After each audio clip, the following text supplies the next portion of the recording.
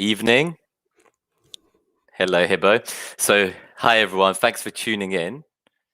Welcome to the FPL Compass show, the first one of 21-22 season.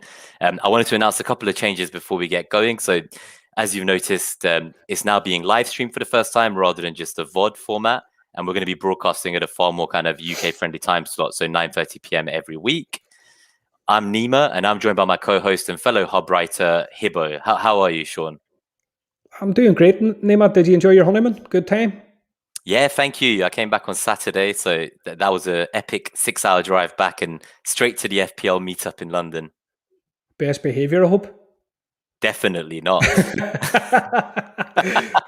No, so excited to announce this evening's guest. So we're going to be joined by his friend of the show, friend of the pod. So he's Hall of Fame number 2 in the Scout. He's a number 2 ranked manager on Premier Fantasy Tools. We like to refer to him as the champ, Tom Stephenson. So Tom, welcome to Net Hall. Evening, Tom. Evening. Hi, guys. Thanks for having me on. It's good. I've watched your pod a lot of the times, so glad to be here. Thanks for joining us. Yeah, no, it's a real pleasure. So I guess let's get a bit of housekeeping out of the way first. So we've got a lot of new viewers on tonight, I can sense already, because we had 24 likes before you even showed up, Tom. So you're definitely our most popular member of the FPL crew, and you can definitely be our 5th crewmate now going forwards. So just while we're here as well, guys, so please do continue hitting that like button. I think we potentially could have our first 100 like video tonight. And once the channel hits 1,000 subs, which should be any day now, we're looking to donate $100 to charity as we previously pledged. Obviously hit like, hit subscribe. It costs you nothing. It's going to put us out of pocket. So it's a good idea to back a good cause. And I think this year we've said we're going to go for a heart charity because of what happened with Christian Eriksen. Yeah, just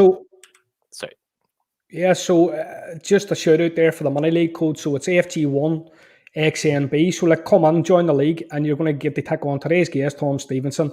We've got, I think, Big Man McCar's in the league, FPL Matthews in the league. So you're going to be mixing up with the best in the business. In terms of prizes, there's a year subscription to Fantasy Football Fix, and we've got a book, FPL Obsessed by Matt Whelan. So look, we don't have any £1,000 prize league. We're just giving you education. Fantastic. So thanks for that, Hibbo. So I just want to give a quick greeting to all the haulers who've joined us tonight live before we go into the show. So I want to say hi to T, who left the comment something like 18 hours ago to say first. So thank you. I hope you are here watching. Otherwise, I will ban you from future shows. But FPL Lens Gabriel, thank you for joining. It must be a pleasure watching from the sofa this time and not being on air. Evening, Niels, or morning, wherever you may be.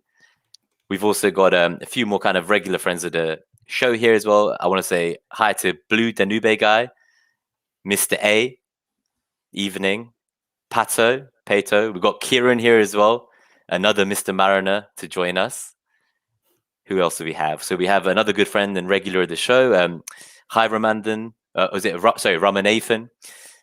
We've got Crazy Dude, sup. We've got Chris Turner in bed at 4 a.m. Thank you for tuning in, Da. Before I carry on with the greetings, do you want to explain to any new listeners, Hibbo, who Da is or what Da means? Da is basically the shortened version for dad. So Marner is basically the captain of our ship, but he's also our surrogate father, really, I suppose. I think so. And Gabe is the adopted son from America. We don't talk about him. So evening, Donnie, as well. Thanks for joining us as always. Evening, Gary. Evening, Gel. And I wanted to leave the best announcement till last. So we want to say that we've actually brought on Bungle as a moderator now going forward. So he's here tonight, Evening Bungle, and thank you for agreeing to be a moderator going forwards. And hi, this is Dan, our friend from the FPL Way. Thanks for tuning in as well. We're already on 30 live viewers, which is probably the most we've had at any given time. So excited to just get cracking, I think.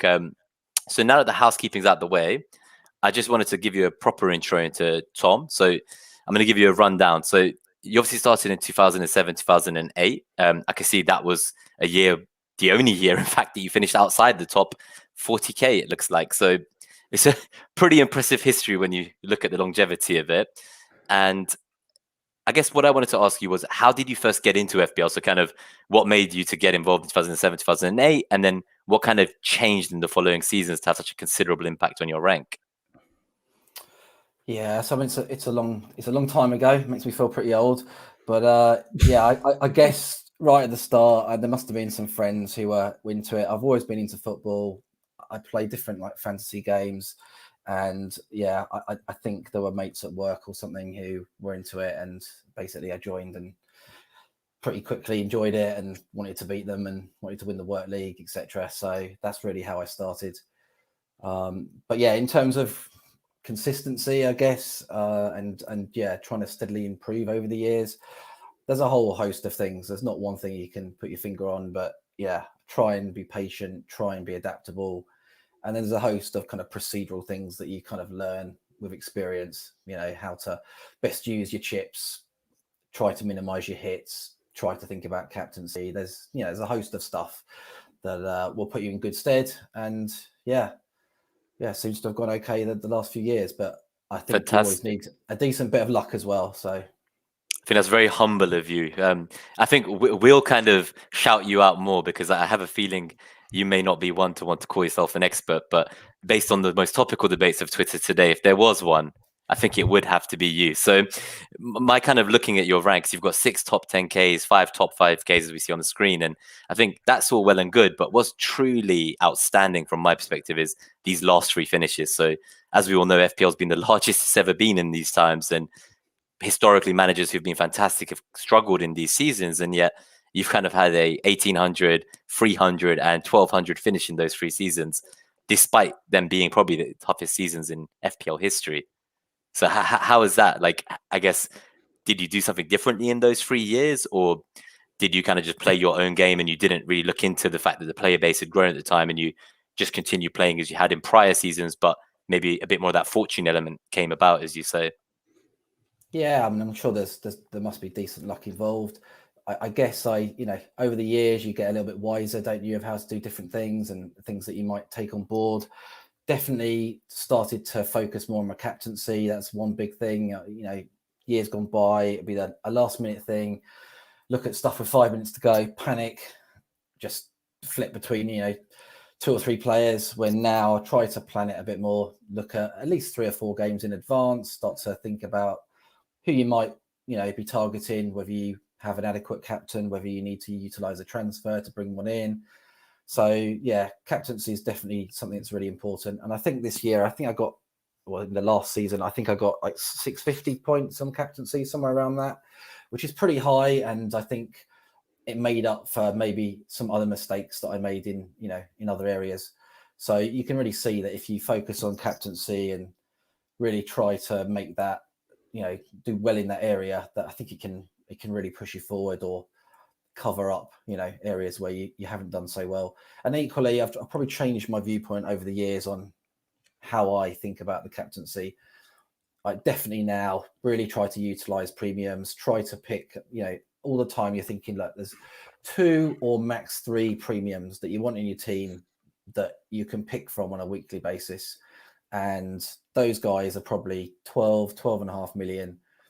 They're really expensive. They're not value propositions. They're there pretty much just for captaincy and also just to kind of keep your team relatively consistent, keep a core to your team, which I find important as well, give you a good balance. So yeah, out of all the things that we could talk about, that's probably one of the areas that I've focused on. But yeah, apart from that, it's hard to know. You do lots of things over the season, and sometimes, like this season, I was fairly surprised I came out where I did. I didn't think I played that well, but obviously did some things right, even if I didn't do other things right. So Yeah, you made a point there about, say, like taking point hits. Like, so, like, how would you go about taking point hits? Is it something that you work under your planning? So, for example, would you set yourself a target to say, well, in this season, I don't really want to take more than 7, 8, 9? Is that the process, or? what, 7, 8, 9 core players? No, 7, 8, 9, say -4 point hits. Like Hits. Yeah. in terms of, say, planning your hits, is that something you do? Yeah. Because you don't seem to be very hit heavy at all. And like whenever I compared, say, you last season with myself, like I had taken a lot more hits than you. And I'm trying to kind of get under the mindset of like how you go about like reducing the number of hits that you take. Yeah, I'm definitely pretty cautious, I would say. I mean, look, there are managers out there who are better than I am. And yeah, I think a lot of it does come down to the planning. Because if you have that mindset right from the start that I'm going to try to minimize it as much as possible, and if you go in saying, right, I'm going to try and have like 5 or less, then at least you've got that mindset. And it might not work out that way. And to be frank, it rarely works out that way for me still. I still, like everyone gets tempted, you know, when you've got a player that hauls massively and you want to bring him in, you know, you've got a captain that's coming up and you're like, oh no, I haven't got a Man City captain this week. You can easily get tempted. So, you know, everyone gets caught up in it. It's just to the extent. And I really do try and factor in my planning of, you know, who my captaincy is going to be, and try to really have plans, and then wherever possible be kind of patient, follow them through, and not change kind of tune halfway through, because it's really easy to just get swayed by players getting points. And as we know, across 1 or 2 game weeks, that can just be complete luck. And someone can go and get a 20-point haul and then they don't do anything for 10 weeks. So yeah, definitely try and plan with the viewpoint that I'm going to try and take a really small number. And at the same time, at the start of the season, that's when I like to take hits. You know, at the start of the season, I'm big on building value. And yeah, I think that's the time where, and look, you know, with the whole COVID thing, it probably wasn't last season a good thing necessarily to do, but I still kind of did it, because every year I build value right from the start. And yeah, the way I play will differ very much from the start, when there's lots of players playing and price rises are very extreme, to later in the season where you have a lot more data and there's less movements in terms of transfers, and you're probably going to, you know, feel like jumping on less bandwagons, shall we say. When early season, I'm really trying to get on these bandwagons, especially, you know, things can change so much from one season to another. It's really weird in a way, because you can have a player who's been good the prior year and then it's a new season, and like, okay, managers can change, formations can change, lots of things can change. But even in teams where you wouldn't think there would be much of a change, and suddenly that player is not as good. And sometimes it's just purely down to confidence. You know, we saw, like, I don't know, example, Sheffield United, you know, 2 years ago, got off to a really good start. You wouldn't really have probably gone for them at the start, but they carried on. They had confidence, they carried on. And yeah, season later, they didn't look anywhere near so good. They didn't start well. They lost their confidence. So, you know, there's lots of things to think about, but yeah, just overall coming back to the hits thing, it's like, definitely try and plan to, you know, wherever possible, I think is the thing that I've done to try and minimize it. But then I appreciate you can really target captaincy, and, you know, you might take hits and you can really do well from that. I think if you're trying to do, you know, later on, if you're doing hits second half of the season, then I would try and do it when I'm, you know, going to try and get a really big benefit from it. So if you have a poor captain that game week and you can see a really good option, you know, you really, you know, maybe you've got 2 premiums and they're playing each other and there's their KDB or someone like that, and you could flip to them, then much more likely to consider doing that, because you can see the benefit that you may get from that move. But yeah, apart from that, try and stay patient is kind of the general thing that I do. So I think that's really fascinating, Tom. So from my perspective, I took 8 hits last year at -32. So I'm also someone who tries to avoid them, but like you, which I hope means I'm on the right track in winning the game one day, is I do them early on. So my kind of -4s were game week 2, game week 3, game week 4. It was to bring in the players who were going to rise 0.3 in a week, maybe. So your Calvert-Lewins, your Bruno Fernandez's, because of that peculiar blank game week in the first week last season. But yeah, I do find that I try to avoid hits. And then the only other times I took them were things like to get a bench boost off, maybe in a double game week, or for a captaincy, as you say. So I feel glad that at least it sounds like I'm doing something right. Just going to your captain's point then, so moving on from the hits, and I think you connected it really nicely about, it's not that you shouldn't take hits, I guess it's that you shouldn't take reckless or unnecessary hits. So if you already have a premium captaincy option that does have a good fixture, why then take that hit that week? Why not try and get ahead of the average points that week and gain rank, essentially? So I guess I'd love to know a little bit more detail about how you approach picking your captain. So, you know, are you looking just at their stats? Are you looking at their fixtures more so?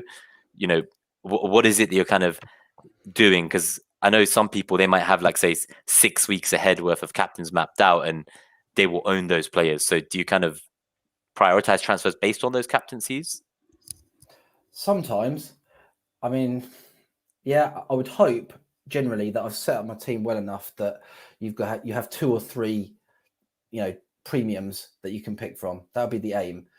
At least 2 generally. And I think there was points last year where I had 3. I think it's a bit harder this season to do that, given the price rises that we've seen with Kane, KDB, etc. But I think, yeah, as long as you've got at least kind of, a couple of choices, you're usually going to be okay. And I would, like I said, I would usually try and stick to those premiums. Unless they've got, really hard fixtures, then I think picking, a premium, even with, like I say, an average fixture, is better than a bit more of a differential with a really easy fixture. I think I would stick to the premiums. You put so much money into those players, you should really try and use them. And yeah, if you've got 2 or 3 of them, that should usually be enough. But if it's not, maybe you need to look at the fixture runs that are going on and think about moving some of them around a little bit. It's hard because obviously often the premiums go up in price quite quickly, and then it's hard to necessarily move them around. Once you've already kind of got a gain on them, okay, it's easier later in the season. Let's just say at the start of the season, I find it quite hard to flick between your different premiums. So Tom, looking at your team data from FPL Optimize, so shout out to Sir Talp on Twitter. Brilliant he is really good. And I really enjoy his posts about optimization over a number of weeks and stuff like that. But yeah, I have to say I don't even understand what his posts mean half the time. But he's really interesting. Everyone should try and follow the guy. He's really, really clever guy. Definitely. Now, on your data now from Sir Talp's site, I think you used 7 different captains last season. Salah 14 times, Fernandes 4 times, Son twice, Kane 6 times, De Bruyne 6 times, Gundogan twice, and Bamford once, which I'm assuming was in a double game week. So, looking at that, there's no real punts. I look back at my own record last year, and I think at one point I punted in Cancelo. You're not doing stuff like that. Yeah, probably got tempted. I mean, Cancelo had that little run, didn't he, where he looked like he was going to get something. I mean, I think he was a bit unlucky. His stats looked pretty good for, a period of time. But the problem with Cancelo is always the minutes.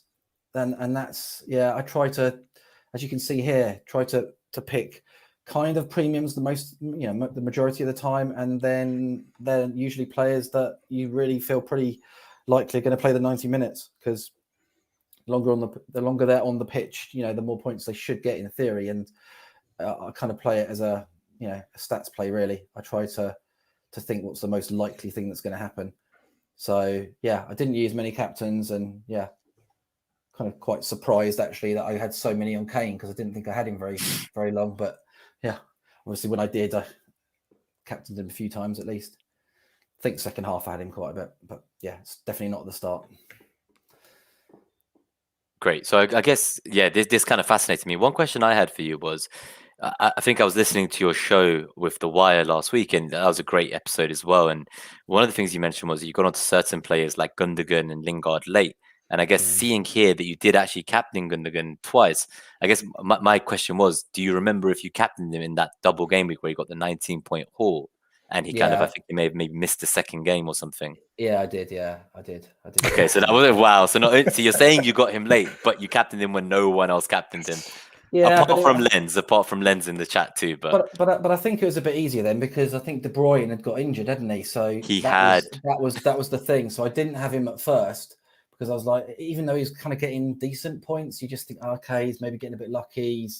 He's probably not a long-term thing. And then De Bruyne gets injured, and then suddenly you've got an option of like a 5.5 midfielder from City that seems to be guaranteed to get 90 minutes, that seems to be getting in that kind of De Bruyne, top of the diamond area, and he looks pretty good value. And so, it seemed a no-brainer to bring him in at that point. And I captained him a couple of times, and then didn't last too long, did it? Look, I had him 8 times, so didn't have him that long, but that worked quite well. At that point, I think Gundogan was on pens as well, so there was obviously that appeal for the money was crazy, really. Yeah, but it's hard to to sometimes see what these players are going to do. Lingard, I definitely did not get on him at the right time. I mean, I literally bought him when his run finished, and Rafinha got injured, and then I was like, oh, okay, I'll get him. Even though I was like, his expected data isn't so good, but he does look confident. Okay, I may as well just get him. And of course, he stopped scoring. So I missed 9 weeks of him smashing it for 100 points in the second half of the season. It was quite crazy, wasn't it? But it's amazing. It's amazing what confidence can do for players. So, the stats weren't absolutely brilliant, but the guy was just, I remember that volley he scored from the edge of the box that came to him and he just kind of slammed it in the bottom corner. And then a few minutes later, the goalie came out and gave him a tap in, an open goal. And I was just like, I can't believe this. And I didn't have him. And it was painful. I guess on that note, tell us a little bit about your eye test process, Tom. So do you watch every game? Do you try to watch full matches? Do you just watch match of the day? What's your kind of ritual or routine, I guess? Yeah, I definitely don't watch every game. I think, I've got a job, I've got a family. It's just how all the content providers watch all the games. I don't know. It's pretty amazing. It's pretty dedicated. But I probably watched a third of the games, something like that. And it was pretty intense, obviously, last year with the whole COVID thing. And you literally could watch every game if you wanted to. Usually it's not as possible.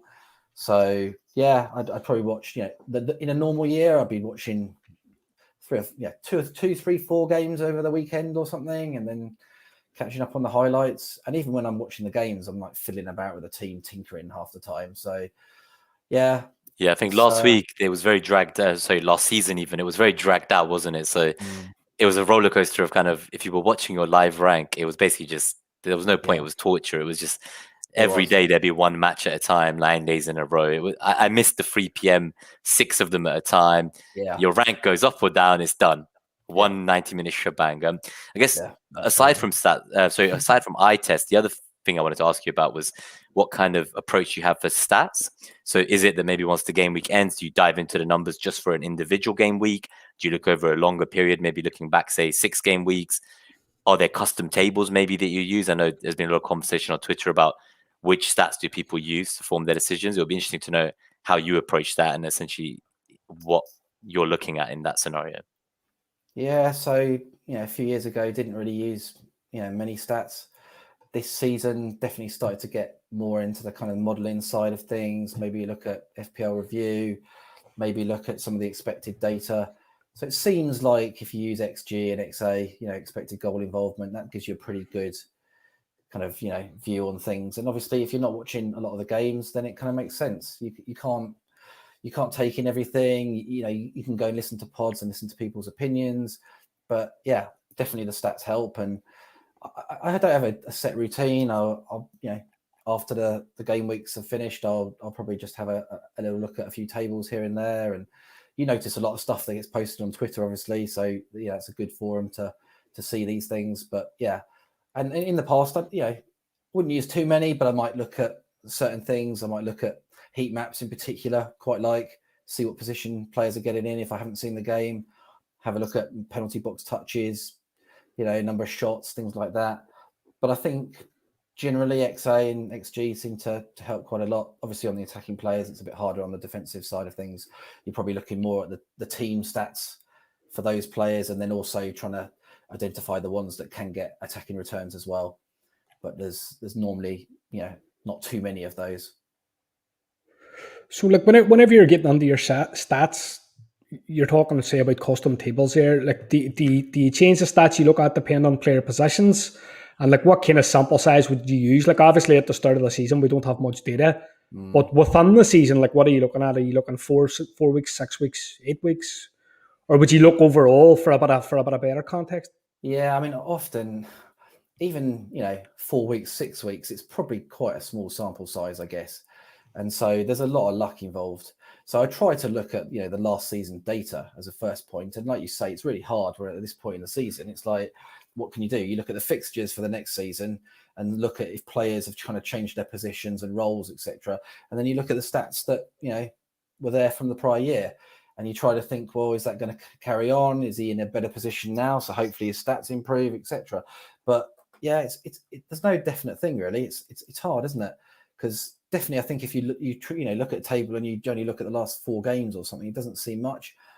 I think I try to look at least kind of 6 games to really get an idea that it probably isn't just complete fluke. But even that, I appreciate that at the end of the day, there's still a large amount of luck that comes into play.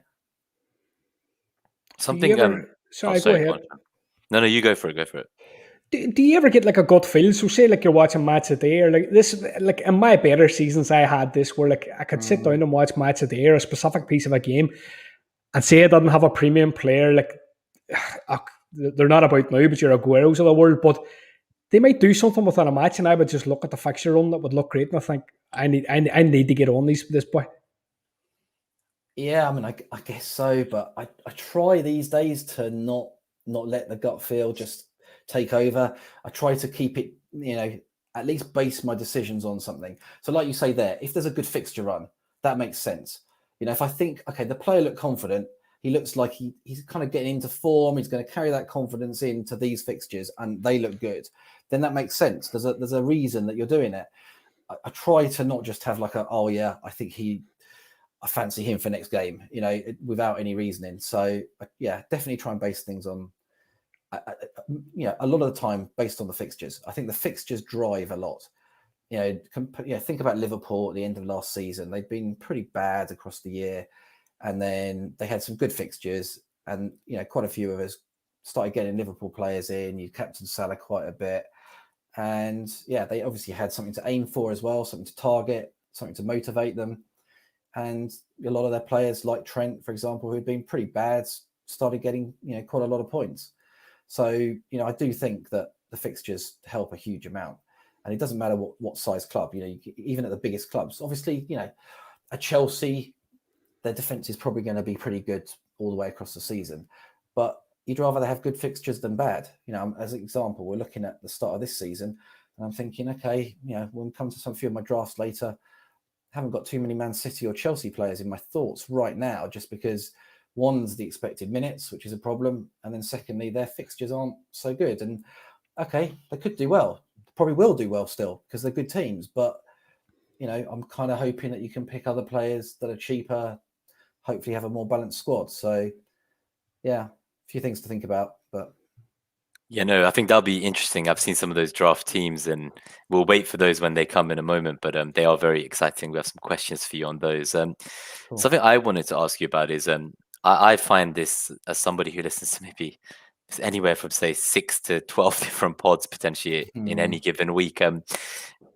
How do you kind of, I guess, stay true to your style of play, and how do you kind of make sure that you're not kind of getting lost on bandwagons, which seem to gain momentum during the week? Do you avoid the hype? And if so, is it because you have a set of kind of most trusted content sources? Because there's just an insane volume, right, of information in the community. And I don't know how you found it, but my year of being on Twitter, there's just information overload, I feel. How do you kind of deal with that? And how do you move yourself from that noise? Yeah, I mean, firstly, there's a load of good pods, like you say, and there's far too many to even consider watching.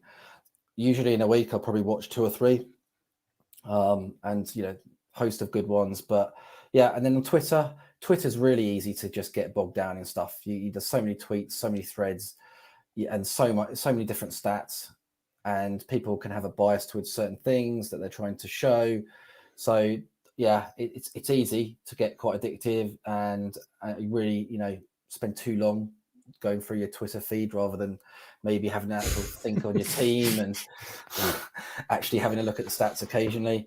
But yeah, I try to be balanced with it all, and I try to make sure that I listen to people that I think are good and that seem to at least some of them play the same way that I do. And yeah, at the end of the day, remember your kind of your core items that you've got from years of playing the game, your core thoughts really of all these different things like I said before. Just try to still remain focused on those things, even if there's a lot going on. And as you say, there's always going to be bandwagons. Doesn't matter who, because someone's going to get lucky and get hauls every week. So it's knowing which ones to go for. But yeah, I really do think that it's the biggest thing in this game is 1, to stay patient, and 2, to never give up, because staying patient means you take less hits. You'll stick to the plans that you've made, and then never giving up, because we're all going to have bad seasons, bad game weeks over the season, and and bad seasons as well normally. But you just got to stay positive, and usually you can pull it round. So that's kind of what I try and do as well. Well, you say we're all going to have bad seasons, but I don't think that's necessarily true for you. Maybe. Wait, let me put it back up again, guys. 1 second for any new joiners. It was the first time ever we've had 50 live concurrently. So smash that like button for Tom while you're here, please. Okay, I've got it back, guys. So yeah, I don't think you're going to have a bad season, but maybe we're putting a lot of pressure on you. Yeah, I think one's around the corner anyway. It's true. See, in terms of your target, whenever you go into the season, because obviously I'm on Twitter, and he writes for the Hub, Abdul FPL Salah. Last season, Abdul missed out in 5k, and he wasn't happy, and I was amazed, because I thought, this is an incredible kind of standard that you set for yourself. So, I think we see in the community, people are talking about 50k is the new 10k and all this kind of stuff. Are you looking at 10k, or are you looking at 5, or what's your target? The goalposts move, let's be frank. It depends where you are, and definitely at the start of the season, I would take 10k, top 10k. Get another one of those, keep me in the mix, keep me hopefully reasonably near the top of the Hall of Fame. That's the target, I guess. But once you're there, then things change, don't you? So end of last season, I was firstly got into the top 10k, then you're in this top 5k, then you're like, one side of you is just like, can I stay here? And then you start to creep up, okay, top 1000, I can get there. And so all the time the targets change, you get more ambitious as you climb up. But yeah, definitely after 3 game weeks, I was in 3.5 million. So the target then was just to not embarrass myself. It's like, I'm just like, can I get in the top 100k again? It's like, and then later in the season, when things have improved, then the targets change. But yeah, start of the season, always, I think you got to be happy with a top 10k. Sure.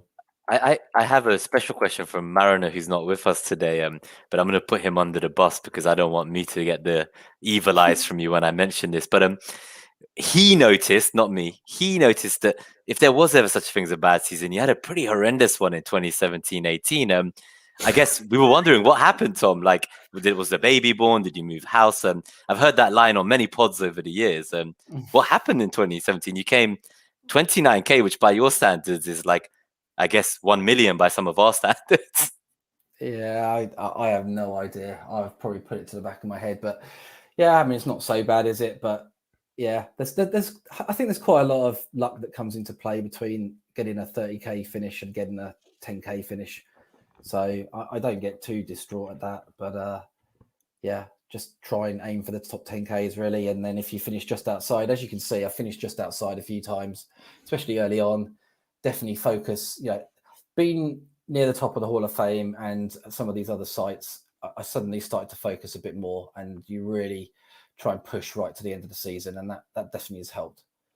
But yeah, always settle for a top 10K. I love how you say you'll settle for a top 10k. So it's not that you're necessarily happy with it, but you'll accept it, which is insane, because I would settle for a top 100k every season. So the levels there, it's very clear the difference.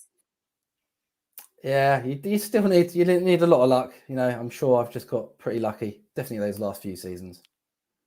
No, I think today puts the skill versus luck debate of many pre-seasons tucked away nicely, because I think today probably shows that if you have a consistent process, that you can at least land in a certain rank range every time. And I think you've definitely demonstrated that. So although you're quite humble and say there's a lot of fortune here, what in life doesn't have some chance or luck involved, right?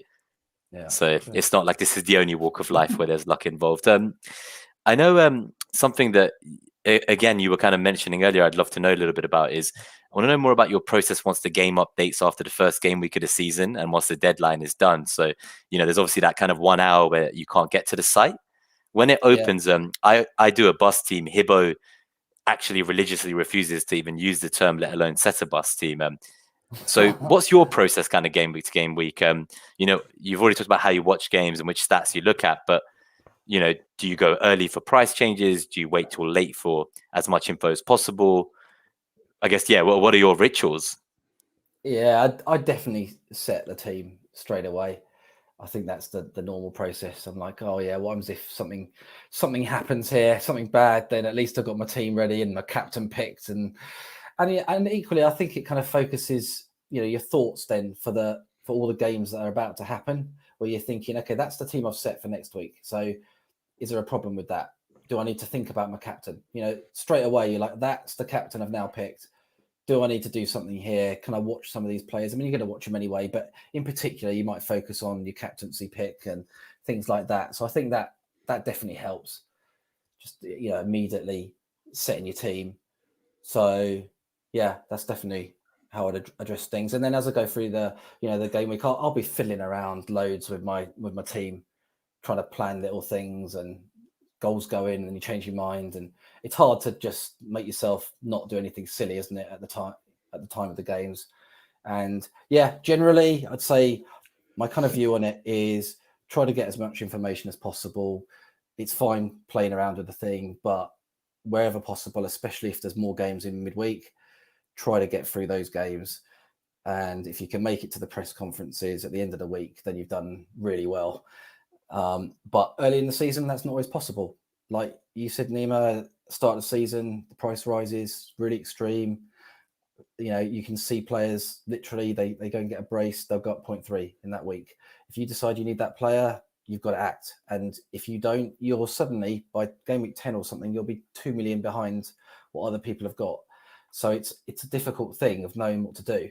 So I definitely monitor the price rises, and literally first few weeks of the season, it's the hardest time, but it's also kind of the most exciting time, because you've got all these price rises every night. You've got to make a decision on which players are you interested in, which are close to going up, which are close to going down. The decisions that you're going to make to try to add value and avoid losing value all over the place. And I kind of like it. It's kind of a bit nerve-wracking, but it's kind of exciting as well. And you definitely make a lot more decisions then than later in the season. So yeah, that's the time where I may move early on players. I may take a hit for players because I'm trying to chase those rises or avoid those drops. And there's certain things that, I've suddenly decided that I've got enough data now. I don't think it's pure luck. I think I need this player, or I need this group of players. And, you're going to have to act. And if you don't act now, they're going to be a million away. Literally in like 2 weeks or something, they're going to be a million away. And, you're not going to be able to get anywhere near that team. So that always comes into how I play. At the start of the season, first few game weeks, loads of uncertainty. However well we plan now, and we think, my team looks brilliant, looks great. Never works out like that. By game week 3, at least half the team will look shocking, and you'll be like, okay, I either need to wild card, take hits, make transfers. It just always works like that. And we can talk about some things that we could do to try to minimize that a little bit later on, but that always happens to me anyway. And so start of the season, I'm just trying to think about the players that I think are going to be essential or I need for long term, and what I can do basically to get on these guys. And it's really hard to avoid, you have to almost decide which ones are just a short-term bandwagon and are driven by luck, and which ones you think are those longer-term ones that you really need, and pick the right ones quickly sometimes. So that's kind of how I think about things at the start of the season. Later on in the season, very different. You have a lot more data, you have a lot more knowledge of the players involved. Fixtures, I think, drive things a lot more in the second half of the season, and how you play your chips and things like that. So there's probably other things to think about, but less so in terms of building value. So early season, that's what my focus will be across the week, is really what I'm going to do about certain players, and whether I can hold out to get past the midweek game, or whether I can hold out to get to like the press conferences on a Friday. And it's Nice. it's difficult sometimes, isn't it?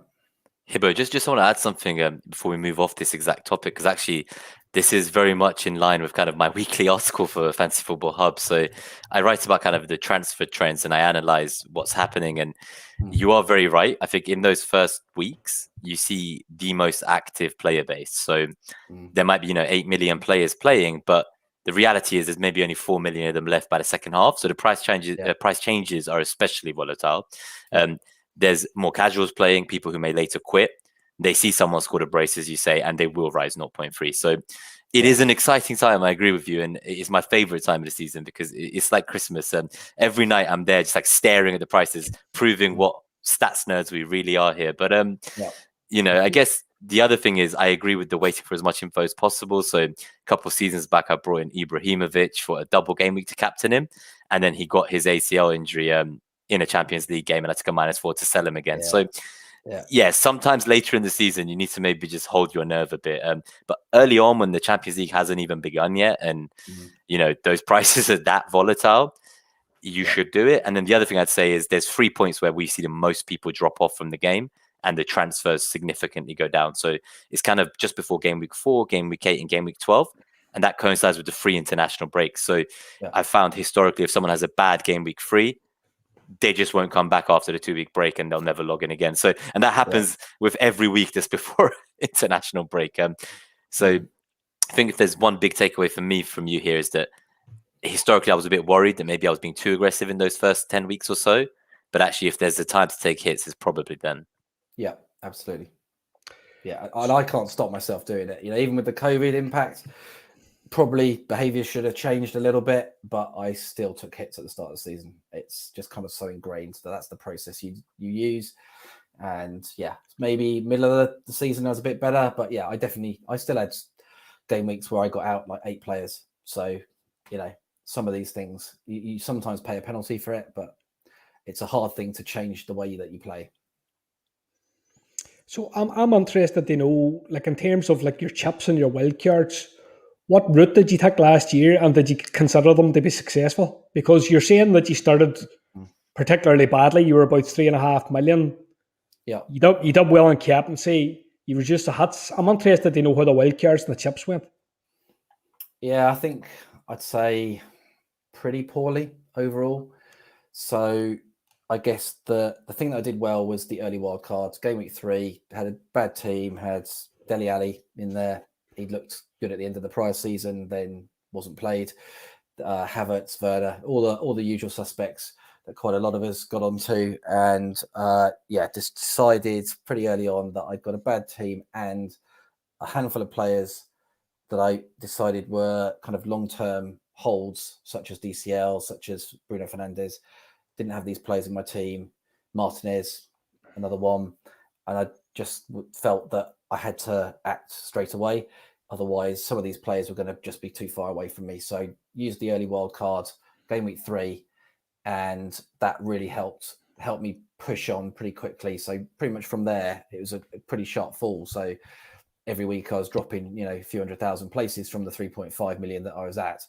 So that was definitely a success in kind of acting quickly. Wasn't so good that I didn't have that to play when it came to the international break, which I think was probably the idea at the start of the season. But sometimes you just have to deal with things as they come up. In terms of the other chips, I got 8 points on the triple captain, which was Kane. I think a lot of us probably got similar amount of points. Wasn't brilliant, but it was a fairly average, I would say. In terms of the free hit, used it in error in game week 18 when there was obviously a lot of COVID impacts. It was all a bit of a muddle. In hindsight, probably gave me like 15 points then, when in game week 29, when Trossard smashed it, I think there were people with like 80 points and I probably had like just under 40. So I kind of feel that I didn't do too well with how I used the free hit. And equally, some people used it right at the end of the season, and I think that was probably better than where I did anyway. And then with my bench boost, that was a bit of a disaster. I kind of lined it up to have some doubles, I think in 19. Then the Leeds game got called off. So I had a team with, I think, 3 Leeds and Holding on my bench. Ended up deciding to play it anyway, just because I was like, I'll kind of set it up now. I'd like to get it out of the way. Yeah. you know, and not just hold the thing for weeks and weeks for another opportunity. So I played it. Leeds obviously conceded. My goalkeeper got COVID at the start of the before the game and didn't play.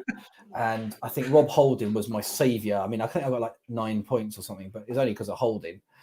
So yeah, overall not brilliant. So really, the first wild card was good, I'd say.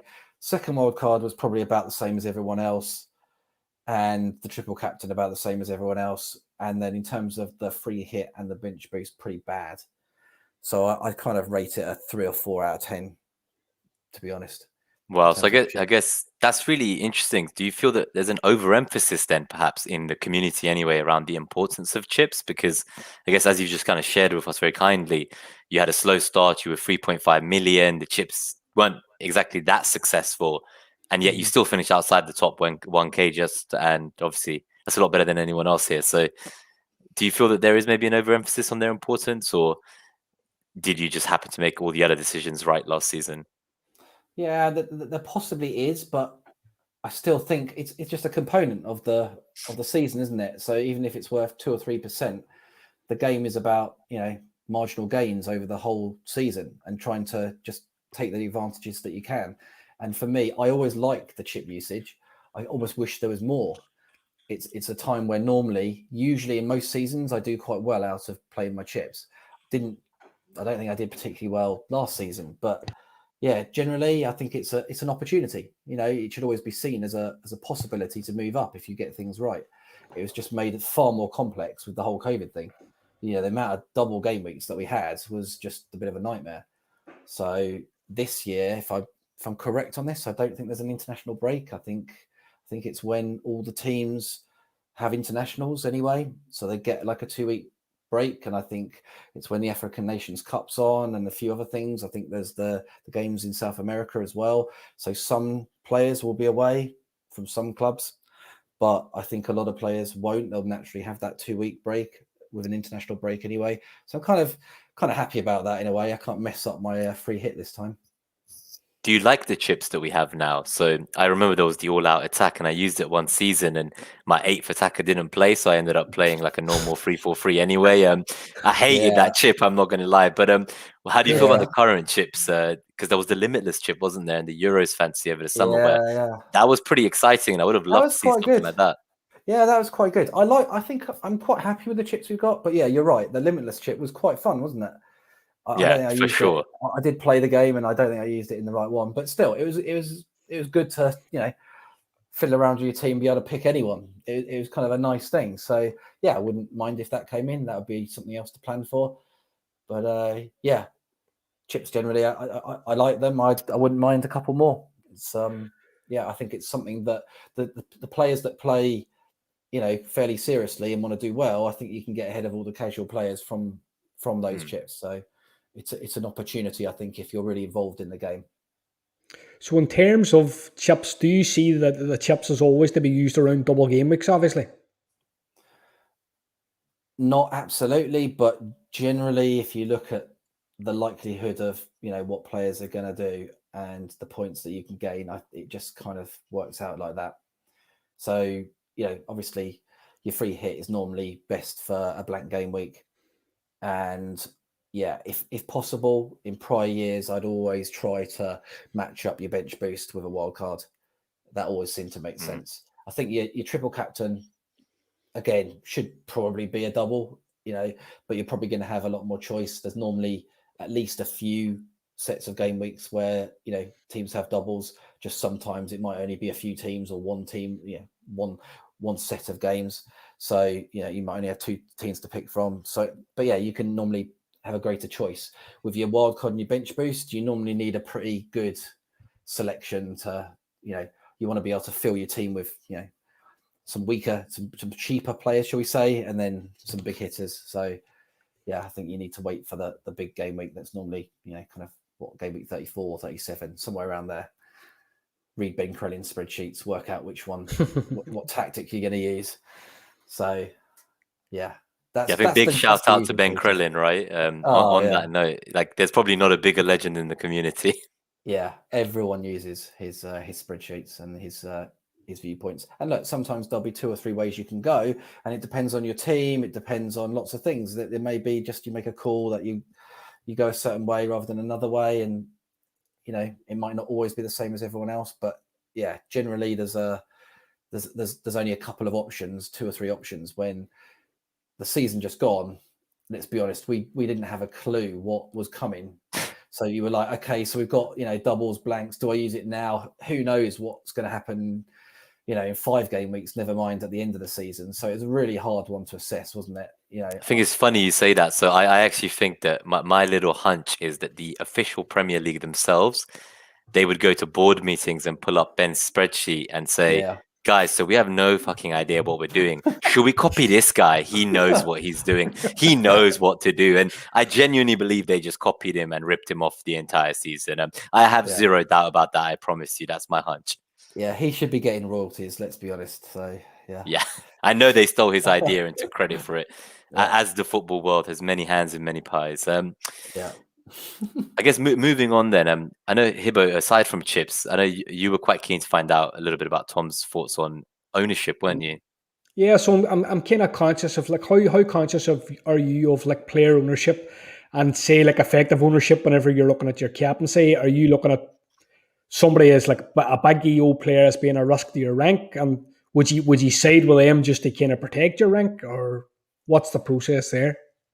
Yeah, so I try not to do that, but we all know what the ownership's going to be on players. We we all use live FPL, and you as soon as you log in, you'll be like, okay, he's 200% great. Hope you captained him. But yeah, before the game, before the game week starts, I'll try to not let that be a focus. I'll try to pick the best player for my captaincy, as an example, and concentrate on the players that I think are going to get me the most points. But it's hard because you see it everywhere on Twitter, etc. So I'm sure we all get influenced by it, even if we think we're not. So that's the reality. But yeah, wherever possible, I'll try to not just go, okay, I'm doing this because of this reason, which is basically just I'm scared of this player. I'll try and pick the player that I think is going to get the most points. And if that's right or wrong, then at least you've made a call yourself on it and can feel happy with that. But yeah, it's a difficult thing. You know if the premium's got easy games, you know that everyone's going for that. But as you can see from my captaincy history, that I'll pick the premiums. So generally, I don't worry too much about these differentials. So I think we had an example last season. It might have been game week 22 because I remember writing about it, where Sal had Brighton and he came off the back of the West Ham fixture, so there was a certain amount of I suppose recency bias where people were looking at Brighton, despite the fact that they have been good defensively, and Bruno absolutely hauled. I think it was 17 points against Southampton. Were you which side were you on there? Oh, I can't even remember. Honestly, I don't know who I picked. Don't know. Can't remember. Too far back. I guess something that Gabe has asked in the chat as well. So in the live chat, I think his question was, what percentage of your chips do you realistically expect to work out? So like, I know you said it was a bit difficult last season, but in general, in prior seasons, like, is there like a minimum amount of points you would expect from each chip? So like for me, bench boost, I would consider, what is it, like 4 players playing 2 points times 2 games, so 8 points. I consider 16 points like the minimum I would want just from them playing, right? So anything below 16 points, and I consider my bench boost a failure. So what are your kind of benchmarks for each chip, and what percentage of them do you actually expect to work out? Oh, I'd probably do something similar. I think the free hit's really hard to know. It just seems that you play it when it seems most appropriate with the blanks, when there's a whole load of them. So that, I don't really think of how much I'm going to gain from playing it really. But yeah, definitely things like triple captain. I think I'd normally hope that I get like 10 points from that. That'd be the kind of standard. Bench boost, like you say, something similar to what you're saying. I think you'd feel you've done pretty well if you get more than 20 points. Like you feel pretty happy with the situation. And if you're getting like 30 points or anything, you've smashed it. So yeah, last season getting like 9 points or whatever is pretty poor. I think if you're getting like below 10, you're going to be a bit disappointed, aren't you, really? I enjoyed my 6-point bench boost with 3 Leeds players and McCarthy, who didn't play the game, yeah. You did the same as me? I was on the exact same train, and Oh, then the man. game got cancelled. That Leeds double, and then they Yeah. did well when no one expected them to. Then they did crap again when people wanted. Yeah. Like Leeds last year was just a real roller coaster. What my takeaway Yeah. was, if you are going to back a double game week heavily, don't rely on one team only out of 20 teams for your Yeah. entire chip success. Yeah. That was my big takeaway. I put my entire team's success in on that chip on one team, and if they don't turn up that day, 1-0 they lost, you're done. Yeah. Yeah, No, so it's a that good- was painful for me. It's a good take, and yeah, okay. Well, I wasn't alone, so that makes me feel better. No, I think there was a lot of us. Yeah. That is definitely for sure. Was it Shrewsbury? They really screwed us up, didn't they? Yeah. Yeah. They couldn't not go to parties when they were meant to be locked down, and it led to Yeah. the cup game being cancelled and all the hoo-ha. Yeah. Something I wanted to ask you is, do you do anything to eliminate risk in your kind of game week 1 team? So do you have any hard rules like avoiding players from, promoted teams or any new foreign imports? Because obviously this year there's a lot of drafts I'm seeing with the likes of Buendia, Tony, Sarr, who all kind of fall into that category. What's your view on that? Yeah, so I haven't been very good at this in the past. I mean, you can tell I said I made a wild card because I was getting out Havertz and Werner and goodness knows who. So I had Vinagre as well last season alongside Havertz and Werner, yeah. I think I avoided him, but I think I probably had some other dodgy 4.5. So yeah, it's really difficult, isn't it? Because there's so little to go on with these players. So yeah, and especially if they've done well in other leagues, especially good leagues like the Bundesliga, then you're like, oh, surely he's going to do okay here, but you just don't know. So yeah, definitely in the past, I haven't been particularly great with that, but I'm trying to not do that this season. So wherever possible, I'm thinking that if you maybe take 1 or 2 of the either unknowns or championship players, then I think that's kind of okay. If you're taking 4 or 5, then there might be a bit more of a problem, and I'm definitely going to try and avoid that. That's kind of my thinking. Whether it actually works right to the deadline, I don't know, but I'll try and do that. So yeah, if you end up with like Buendia, Sarr, Tony, the Watford goalie, and someone else for a 4.0 that doesn't play, then who knows what's going to happen. But yeah, I'm going to try and avoid that. And also, I'd say the other thing I could say is that I think it's useful to think about trying to leave a little bit of money in the bank. Something, again, that I'm usually highly unsuccessful with. I have this great idea, and by the time you get to the deadline, you just got attracted by all these other possibilities that you can make your team look good right now. The reality is the team that we start with, half of it, game week 3, will be shocking. And so the usual thing is if you can keep like 500,000, 1 million in the bank, that is going to be so useful to move players around and not sometimes mean that you might avoid taking hits, and you don't have to like book in 2 moves to do some of the transfers that you would want to do. So I definitely think that that's a good idea, but as I say, really hard to actually do at the end of the day. Where do you sit on, say, rotation players? So, like, we're looking at, say, defenders from Man City and Chelsea. They're obviously very good in defence. Their players have had a price hike this season. But, like, you're talking about, say, Cancelo, Chilwell, Reece James. Yeah. They're all have that threat of rotation. So where do you stand? I try to generally avoid those players, which is really difficult because obviously they're in the better clubs and they look really good when they play, but it's just so painful when they don't. Especially if it's an expensive player like this season, like a Mahrez or something. He's 9 million. Do you want to be waiting for the team sheet to see if your 9 million player is actually going to start the game? It's just, I can't deal with it. I'd rather just go for someone who's set, even if at least someone like a Son or something, he's going to play. But yeah, the benefit of some of these Leeds players, that they're highly likely to play. It's just, it's really painful. And it's not just Man City now, is it? You see it much more with Chelsea than you used to. You see it maybe with Liverpool, with Jota. A lot of the leading clubs have this kind of rotation, and it's really difficult. So it definitely makes me be somewhat put off. And I'm not going to say I don't have their players. Like last season, when the fixtures got good for City, I got in, at least like Diaz and De Bruyne, and at some point Cancelo.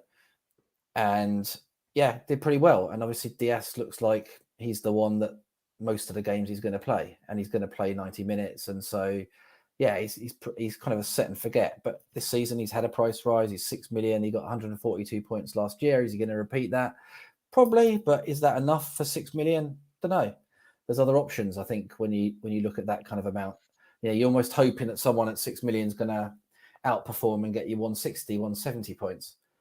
So, when you get to like the 7 millions, you're into kind of Robertson territory where he, generally gets about 180. So it's difficult. But yeah, it's a bit of a nightmare with City. Really, really difficult.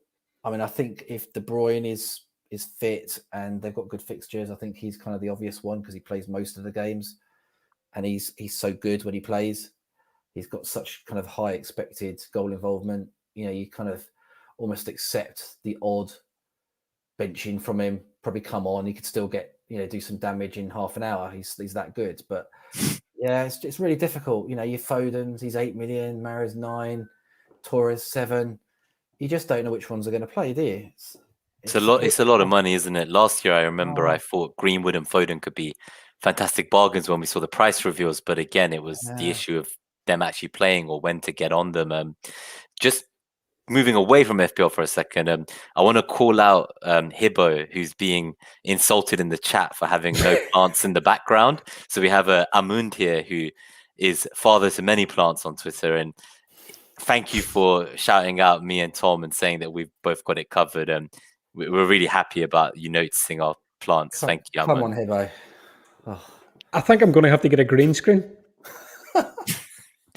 They've asked for a budget for you to paint the wall. People are trying to ask Mariner to paint it for you. Amund wants a plant, but we're Robin Hoods, right? So maybe we'll just steal one from somewhere. My wife's going to be highly offended by that. Well, some people think that you're being held hostage. So I hope it's not your wife holding you hostage, but it looks like you're in a room somewhere with a gun pointed at you right now. According to the chat, this is not me. I need to go into this chat. They're saying you're being held ransom. They want you to blink 3 times if you're in danger, mate. But going back to FPL, because I'm just conscious of time and I'm going to go through your drafts, which you've kindly prepared for us. And before we do that, I'm going to give us a 20-second breather and just talk a little bit about strategic partnership we have. However, what I will say is there's a lot of nice questions coming up too. So we'll come to those at the Q&A at the end and I'll bring them up on screen in case anyone thinks I'm ignoring their questions. We're not. They will come back later. There is a caveat though. Like my 50 likes Pikachu onesie forfeit, we're not going to give you the opportunity of hearing Tom's answers to your draft teams or the Q&A if you don't get us to at least 60 likes. So, go to my pin tweet FPL Nima and share the fact that we're live. Get the word out there and get us to the likes target, because I'm sorry, otherwise I'm just going to take Tom backstage and ask him for tips on my own team instead, guys. I know it's cheeky, but end of the day, we need your support, so do what you can. So we're going to take us away for 30 seconds and get a little breather, and then we'll come back in with the drafts from there, guys. Are you craving more FPL content? Then look no further than allaboutfpl.com. Head over there for weekly articles from some of the top content creators on the planet. So what are you waiting for? Head over to allaboutfpl.com, the website for all your FPL needs. Great. So we've got the first draft up now, and I guess we want to dive into a couple of the ones that Tom pinged across to us and talk about the players that you want kind of to be focusing on in the early part of the season. I guess one question I had is, when you're setting up this opening team, are you looking to attack like a block of fixtures at the start, or are you just kind of looking at the first and second game week, or is there like do you have an early wild card in mind, or are you generally trying to avoid that? Definitely trying to avoid that. I mean, yeah, if it happens, it happens, but don't really want to just straight away plan for that. So yeah, definitely looking at the fixtures. Liverpool obviously have a good fixture run. Everton's fixtures look good. Villa's are good for the first 3. Man U's look decent. So yeah, trying to really think about that. So I guess that's why I've got triple Liverpool, a couple of Man U players, a couple of Villa players. So yeah, that's kind of, definitely how I'm approaching things. And I think with the Liverpool players, obviously Trent is pretty much a shoe-in. I think Salah is a shoe-in as well, given that they play Norwich on the first game. It's obviously going to be captain for almost everyone. I think the other spot is a little bit more up in the air. I've gone for Robertson in this draft. It's just me tinkering. This could easily change. And I'll be interested to know what happens with Firmino. If he comes back a little late, then maybe Jota's secure for the first few games. And he seems pretty decent then at 7.5 also. But yeah, the thing you get with Robertson, obviously, is he plays. You know he's going to get the minutes. So you know that on average, Robertson probably gets about 180 to 200 points on the season, which in terms of value is really good. And he's going to outscore the vast majority of forwards in that price range. And same with the midfielders. So, in that respect, this team is kind of built around that double Liverpool defence with then some other, I think fairly settled players. The one real punt being Buendia. So I haven't, as I kind of said, haven't gone for too many Championship players here. Haven't gone for Tony in here. Just kept it quite simple. And yeah, the aim really, I guess my thoughts on, this draft team is it's pretty stable. It's pretty, maybe not that exciting, but you kind of know what you get with it. And sorry, excuse me. I'm interested to know, from this team, how do you get to say Harry Kane? I guess, Hibbo, just quickly, for the podcast listeners who can't see the graphic, it might be nice, Tom, if you don't mind, just quickly reading out the team you have in front. So just maybe starting from the goalkeeper and then back to Hibbo from there. Yeah, of course. Got Sanchez in goal, got Trent, Robertson, Shaw, and Luka Dean at the back. Midfield, Rafinha, Fernandes, Salah, and Buendia, and up front, Antonio and Watkins. My bench, I just lobbed in Foster for now. White, obviously he's going to Arsenal. Brownhill, who's hopefully a typical 2-pointer, just plays. And then the legend, Davis, who is a bit of a problem. So there's a few issues with this team. Looks very stable. You kind of know what you get with Robertson. The problem is if you want to come away from Robertson, say after the Liverpool run, there aren't many players at the 7 mark, any players at all. Obviously, you can downgrade. You could go for a Chilwell. You could go for some of these other players, Diaz, etc., Cancelo. So there are other options, but there's not one at 7 million. Equally, your bench is a little bit dodgy with Davis as the third pick. You kind of know that he's not really going to play many minutes. And I would say the other consideration here is if you're thinking about price points, it doesn't have that midfielder at the kind of 7 to 10 million mark. So obviously you've got quite a lot of uncertain players there. You've got, Havertz, Jota, players like that, where you don't quite know what the minutes are going to be. They're good players. They play for good teams. If they end up getting more minutes than you thought, then it could be quite difficult to get to those sorts of players. Equally, if you had someone in that 7 to 10 range, you can get even all the way up to Sancho and Son and players like that. I guess if you wanted a player like that with this team, you'd either have to downgrade your defence or you'd have to lose one of Salah or Bruno, which is then difficult because they're really your captaincy picks. So, there's a few things to think about, and it's just me tinkering around really, but it looks a solid team. It's just there's definitely some considerations. So, Hibbo, your question was about Kane, I guess, wasn't it?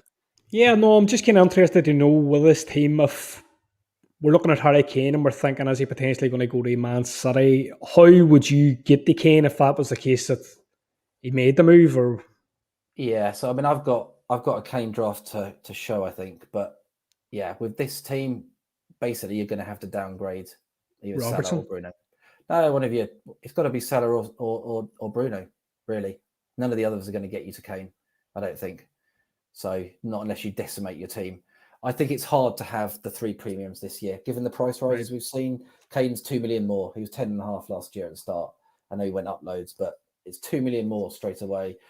De Bruyne, surprisingly, has gone up 0.5. Bruno's seen a big price rise. It's a lot harder, I think, this year to have the 3 premiums. So I think if Kane goes to City, then surely Kane's an almost between. If you had Salah and Kane, then do you need any other captain choice? Probably not. I hope not. what if Haaland goes to Chelsea?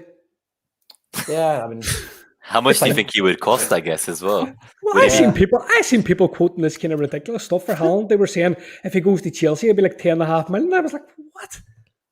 What are you talking about? Even Werner wasn't that, right? Maybe he would, but Jesus, Haaland would be amazing. Like, but Yeah. I don't want to get sidetracked. And it's Chelsea are a defensive team. I mean, would you? I mean, obviously he's great, but would you? If Chelsea don't score that many goals, would you want him? I mean, maybe at Chelsea he'd be the main man and he'd get all the bonus, but how much would he be? You know, it all depends on how much he costs, doesn't it? Yeah. But yeah, I still think they're unlikely to bring a player like that in at under a fairly similar amount to a Kane or a Bruno or a Salah. He's going to be surely like 12 million or something. So I think you've got the same choices, really. It's pretty hard to... I've seen people with drafts where they have the three. Looks okay, but generally, you know, it's kind of like the depth isn't so good.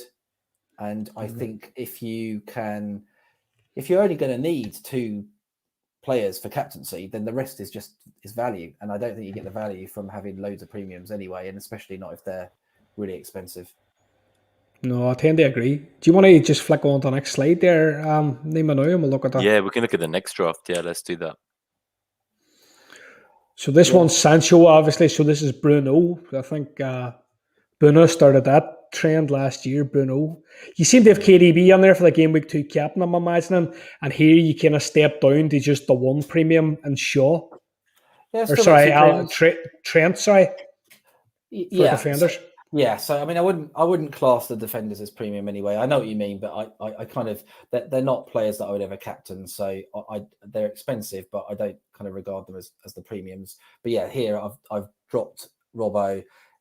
Obviously, the upgrade. Basically, what I've done here is just downgrade the defense a little bit and create that 7 to 10 million price point for Sancho. So this team, I don't think I had anything in the bank, but you can see how I could possibly drop someone somewhere, you know, maybe Sufel or something could drop, and you could have the 0.5 that would get you to a Son. But yeah, you got Salah and De Bruyne to pick from. Still got a very competent forward line. I think it's kind of okay, but again, just playing around really. If you wanted Sancho, what you'd have to do, I think you could still have 2 premiums and have Sancho. I just think you have to make sacrifices elsewhere. Just they run through the team for the benefit of the pod listeners. So you've got Sanchez in goal, Trent Alexander-Arnold, Ben White, Kufel, Shaw, Rafinha, De Bruyne, Salah, Sancho, Mikel Antonio, Watkins, and then you've got a 4 million in steel and nets, Ayling, Brownhill, and your friend Keenan Davis as well. Yeah. Just doesn't go away, does he? No, but I think it's interesting that this is the way you're kind of looking, because whenever I'm picking my drafts at the minute, I'm kind of looking at a back 4 with double Liverpool defence. Is kind of what I'm sitting on at the minute. Yeah, so this is just, I have to admit, I don't think I would go for Sancho, but it's interesting. Again, we don't know how he's going to adapt. He should be better than maybe some of the other players, given he's played in England before. So it should be relatively easy. But then I'd start thinking, well, basically it's the same price as Rashford. They're both 9.5, and obviously Rashford's out now. He's going to come back, in a few months. But realistically, last season, would you have wanted Rashford at 9.5? Probably not. Was he a terrible pick? Probably not. Probably decent value.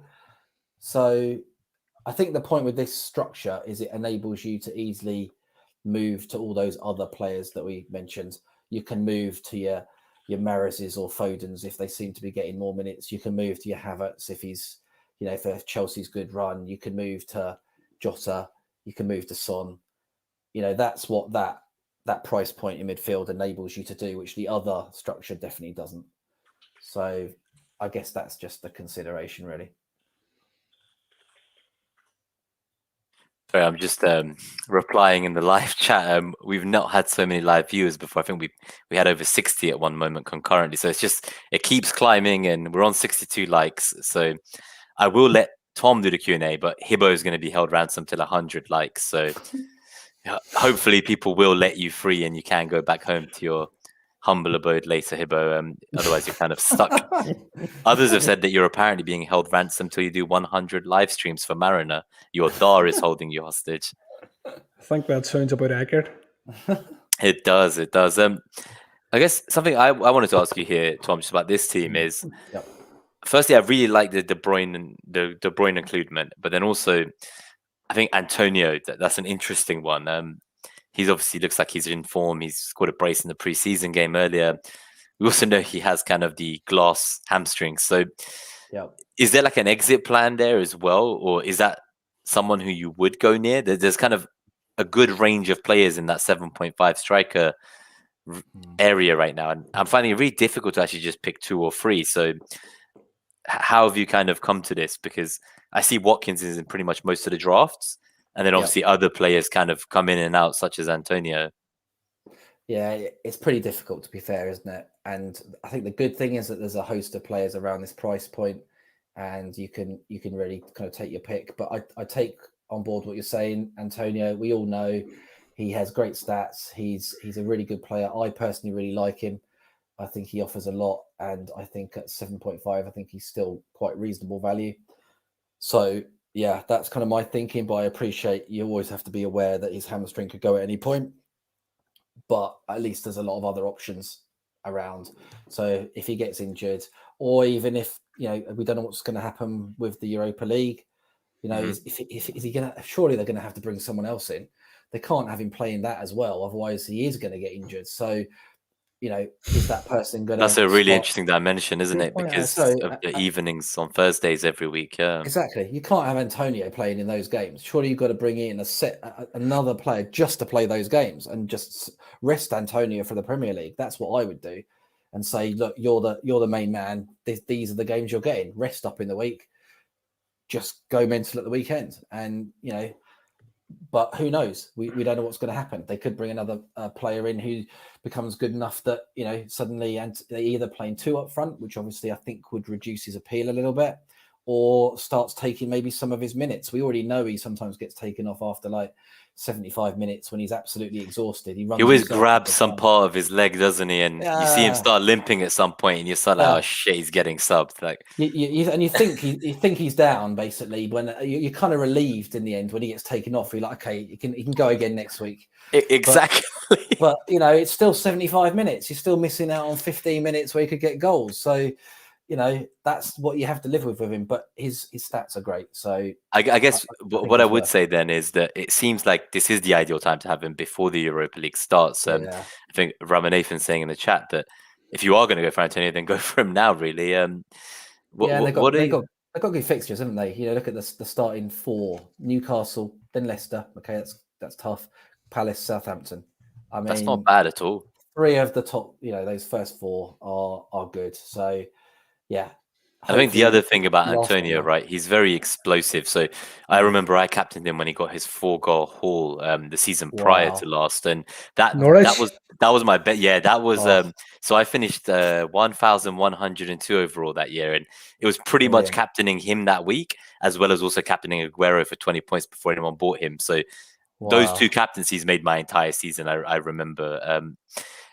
I guess something that I'm also keen to understand is if we just look at the stat side of things, whenever I have looked at Antonio's data when he does play, when he is fit, fully fit, that is, he seems to have the best non-penalty XG of like any player in the entire Premier League, right? Yeah, it's up there with Kane and Yavardis and, you know, those sorts of players. And he seems to have taken the penalties too, because he wants to break the record with West Ham for most goals scored, I think. Yeah, I saw the interview he did. He seems a confident lad, doesn't he? But whether he'll be trusted with those, I'm not sure, but we'll see. Rice has the penalties, doesn't he? He does, but I think last season he gave them to Antonio. But Rice missed, didn't he? And then Antonio absolutely slated him in the interview afterwards, saying, well, boss wanted him to take it, but now it's mine. So he was pretty confident that he was taking it. And obviously we know that if Noble's on the pitch, he's going to take it. But these days, surely Noble doesn't get on too often. So, you know. But yeah, it's a factor. If he's on penalties, he's even more. Yeah. For sure. Should we move on to the next team? Or do you have any questions, Hibbo, on this team? No, it's fine. I say go on to draft 3 now. Cool. So it is the Kane draft, isn't it? So there's no Chelsea or City defense, 1 premium defender, 2 mid-priced. I'll just read them out quickly, Tom, for the podcast listeners. This will be the first time we read it out before we talked about it, but it's a learning experience for me as well. So we have Sanchez in goal again, so one of the constants. We have Trent Alexander-Arnold, White, who I know you're getting from if he moves to Arsenal perspective, perhaps rather than being at Brighton, Shaw and Digne. And then in the midfield, you've got Rafinha, Sancho, Salah and Sarr, with Kane and Watkins up front. And then on the bench, you have Steele in goal, Eiling, Brownhill and Davis. So this is another interesting draft. And I guess kind of to your question earlier, Hibbo, about how would you move to Kane in the first draft? This is a scenario of kind of being on Kane from day one, isn't it? Yeah, so obviously Robertson's the downgrade in defence, and then Yep. that's what I was trying to get at with the first one. So Bruno's gone down to Sancho, which that might be the way it works when the season plans out. Yeah, at least you got the Man U coverage, haven't you, still? So yeah, that's kind of my thinking. But if you've got Salah and Kane, that's going to cover your captaincy, surely, the whole season. I mean, I can't see why you would... This is obviously Kane at City. So yeah. Kane at Tottenham, I personally don't think he's worth the money. But, you know, if they have great fixtures, maybe at certain points you decide that you want to go for him. But yeah, this is really a Kane at City, where I fear somewhat that he'll become a bit of a perma captain. It even makes me wonder, do you need a Salah? I mean, if you've got Kane, then do you stick it on him and then just like spread the value a little bit more around your team? That's one option. But obviously here, I've still got Salah, you've still got the option, and you've still got the Man U coverage, and you've still got I think it's pretty solid defence still. You know, you got Trent, you got Shaw, you got Luka Dean. It's actually not too bad. Yeah, I was kind of surprised. And obviously, you've still got effectively one punt with Sarr for one of the championship teams. And I think, you know, from my point of view, Tony, Sarr and Buendia are the three, aren't they, that most people are looking at. I think Sarr's particularly interesting. He's on my draft at the minute too, so he has the penalties, I think. Or he does.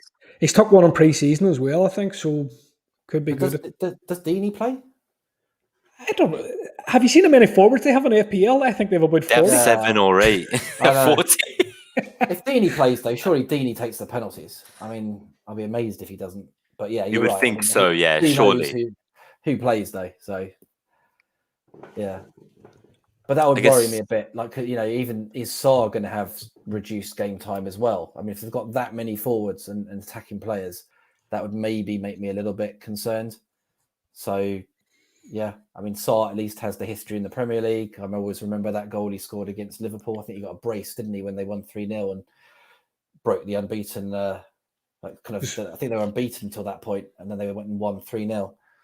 So I always think of that. But yeah, he's a good player, but yeah, not sure. That from what I understand and from listening to a few people on other pods, it sounds like for the more defensive team. So, you know, is that going to affect him? Maybe it makes him more of the main man when they do get goals. But yeah, that's I guess the concern. I just wanted to say, General Zod saying that it's about how attacking Watford aren't, but I remember watching a 10-man Watford take 31 shots against Arsenal.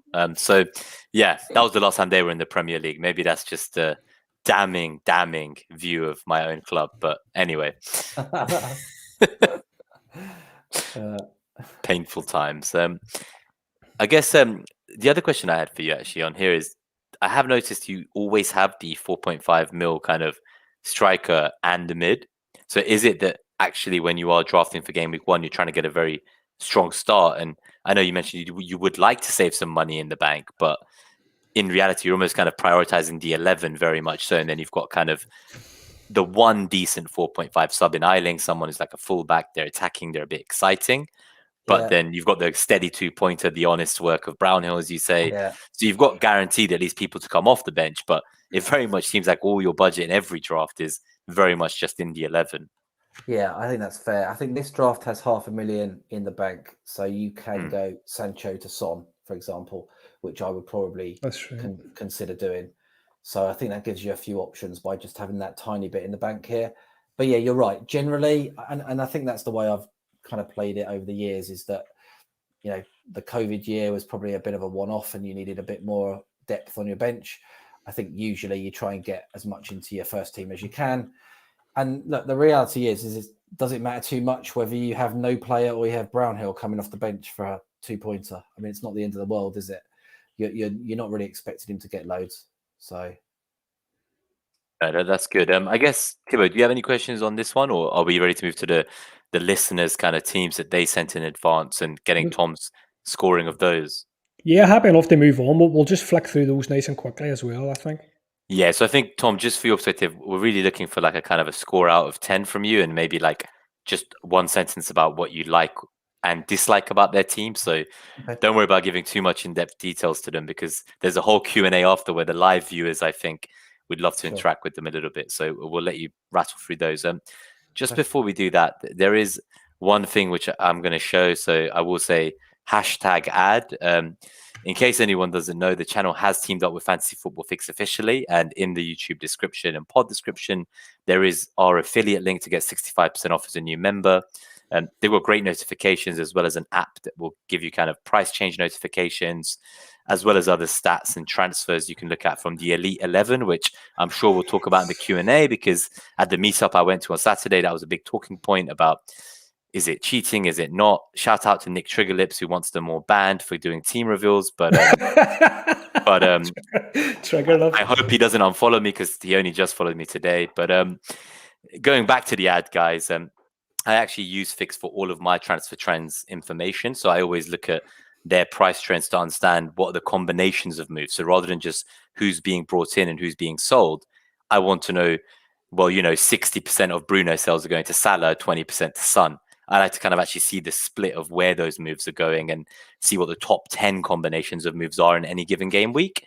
And that's what my kind of regular piece is. That's what my niche is in the community. But yeah, if you want a membership at Fix, we work with them, and do check them out. And that's the end of the #ad, I will say again.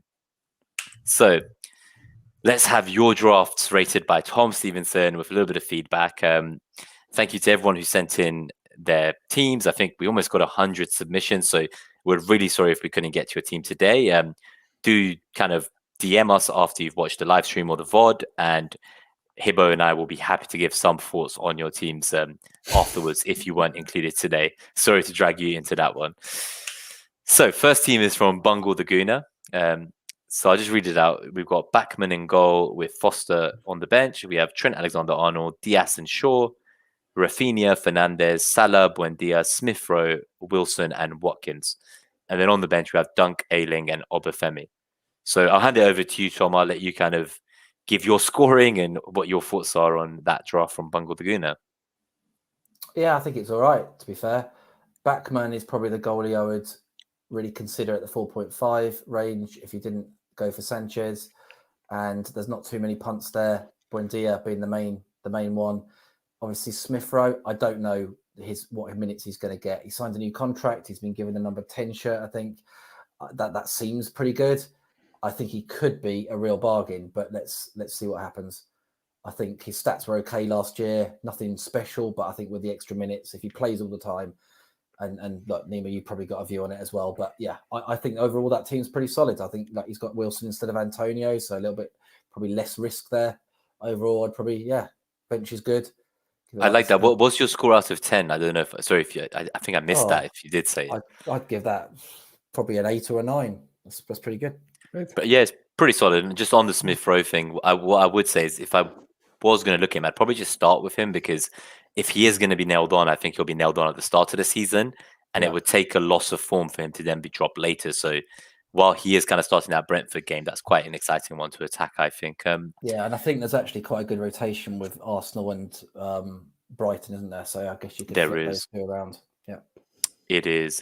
So let's move on to the next team from the community. So we have Donny FPL.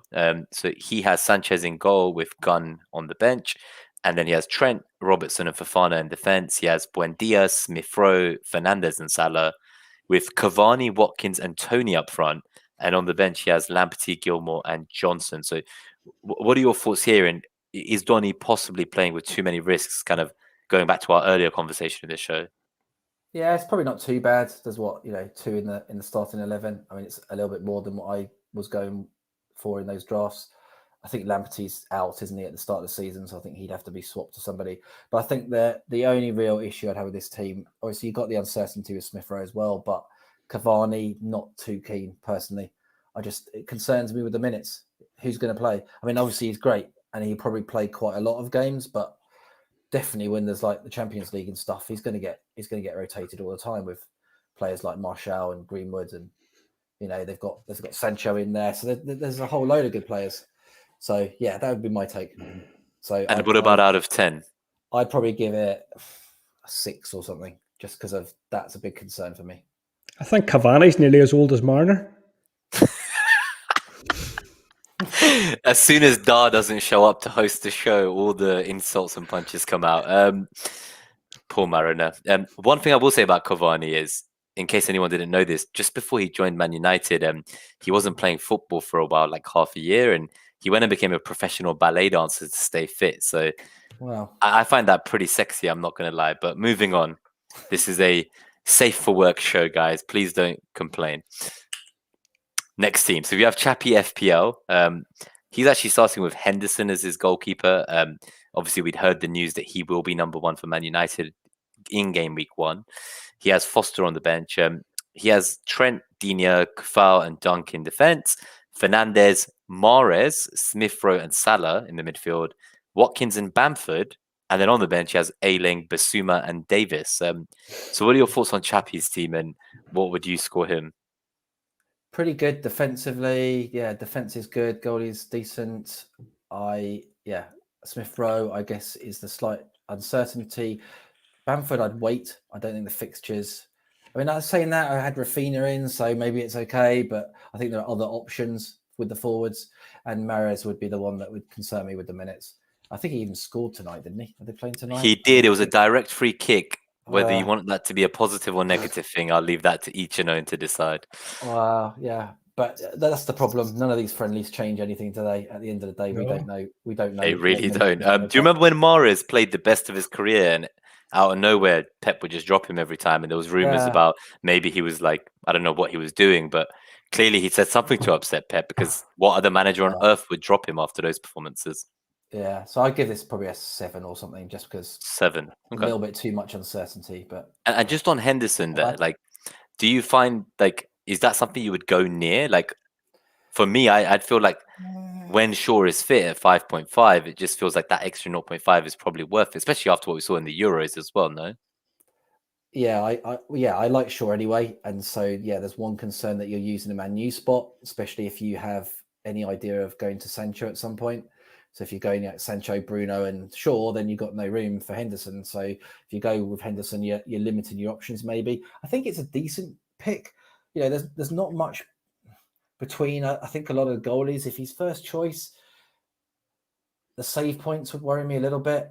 You know, they're probably going to get a decent number of clean sheets, but they're probably not going to get too many save points. And that's the thing with the goalies, isn't it? You know, the ones at the big clubs generally kind of get, you know, they have more clean sheets, but then that gets offset with less save points. And then you can usually get cheaper goalkeepers that will get enough save points that the difference at the end of the season in points is not too big. So, yeah, I think he's reasonable still. I think he's worth considering, but it depends on your structure. Yeah, no, I think on Mahrez as well, what I will say is, my opinion is that if he was playing for any of the other 19 teams in the Premier League, he would probably be like a captaincy option every single game week of the season, and player of the year shout every single year, every game, every year. He's an amazing player, and it's a real shame that he had to move from Leicester, where he was an incredible asset, to City, where no matter how well he plays, he just gets dropped. Yeah. Hibbo, do you have any thoughts on Mahrez or on Bamford before we move on? I think Rafinha looks like he represents better value way under the Leeds attack, and Mahrez is he strikes me as the kind of player that's a transfer waiting to happen. Like, and I think if you're looking to limit your risk in game week 1, all right, people are probably looking at Norwich in game week 2, but do you really want to captain Mahrez against Norwich? He could explode, but he might be on the bench. I don't know. Wouldn't be for me.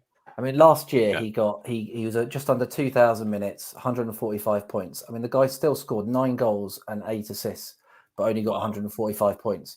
So it shows that, you know, those reduced minutes, and even when he does well, it really hits him. So you need him to play a decent number of minutes to get a good total. So you'd be spending the premium on De Bruyne, as we saw in your draft earlier, I assume. Yeah, or at that price range, I think you're pretty close to Son, aren't you? Where you know what you get with Son. He's only a million more. Like and he's going to play, potentially, like, gonna dare I play every say it, game. become a talisman once if Kane leaves. Exactly. Yeah. Cool. So moving on to the next team, we have Tony_CH_. So he has Backman in goal with Foster. He also has Robertson, Lamptey, and Trent in defense. Buendia, Fernandez, Salah, and Rafinha in midfield. I feel like I'm seeing the same midfield a lot, generally speaking, tonight. But there's also Tony, which I have him in my team, but I've not seen him in many of the drafts tonight, nor in any of yours, actually, Tom, interestingly. And there is Iheanacho and Antonio too. So his bench is Eiling, Brownhill, and Manquillo. What do you think here? And is there a 4 million defender that you would punt on? I know if I did, it probably wouldn't be Manquillo for me, but.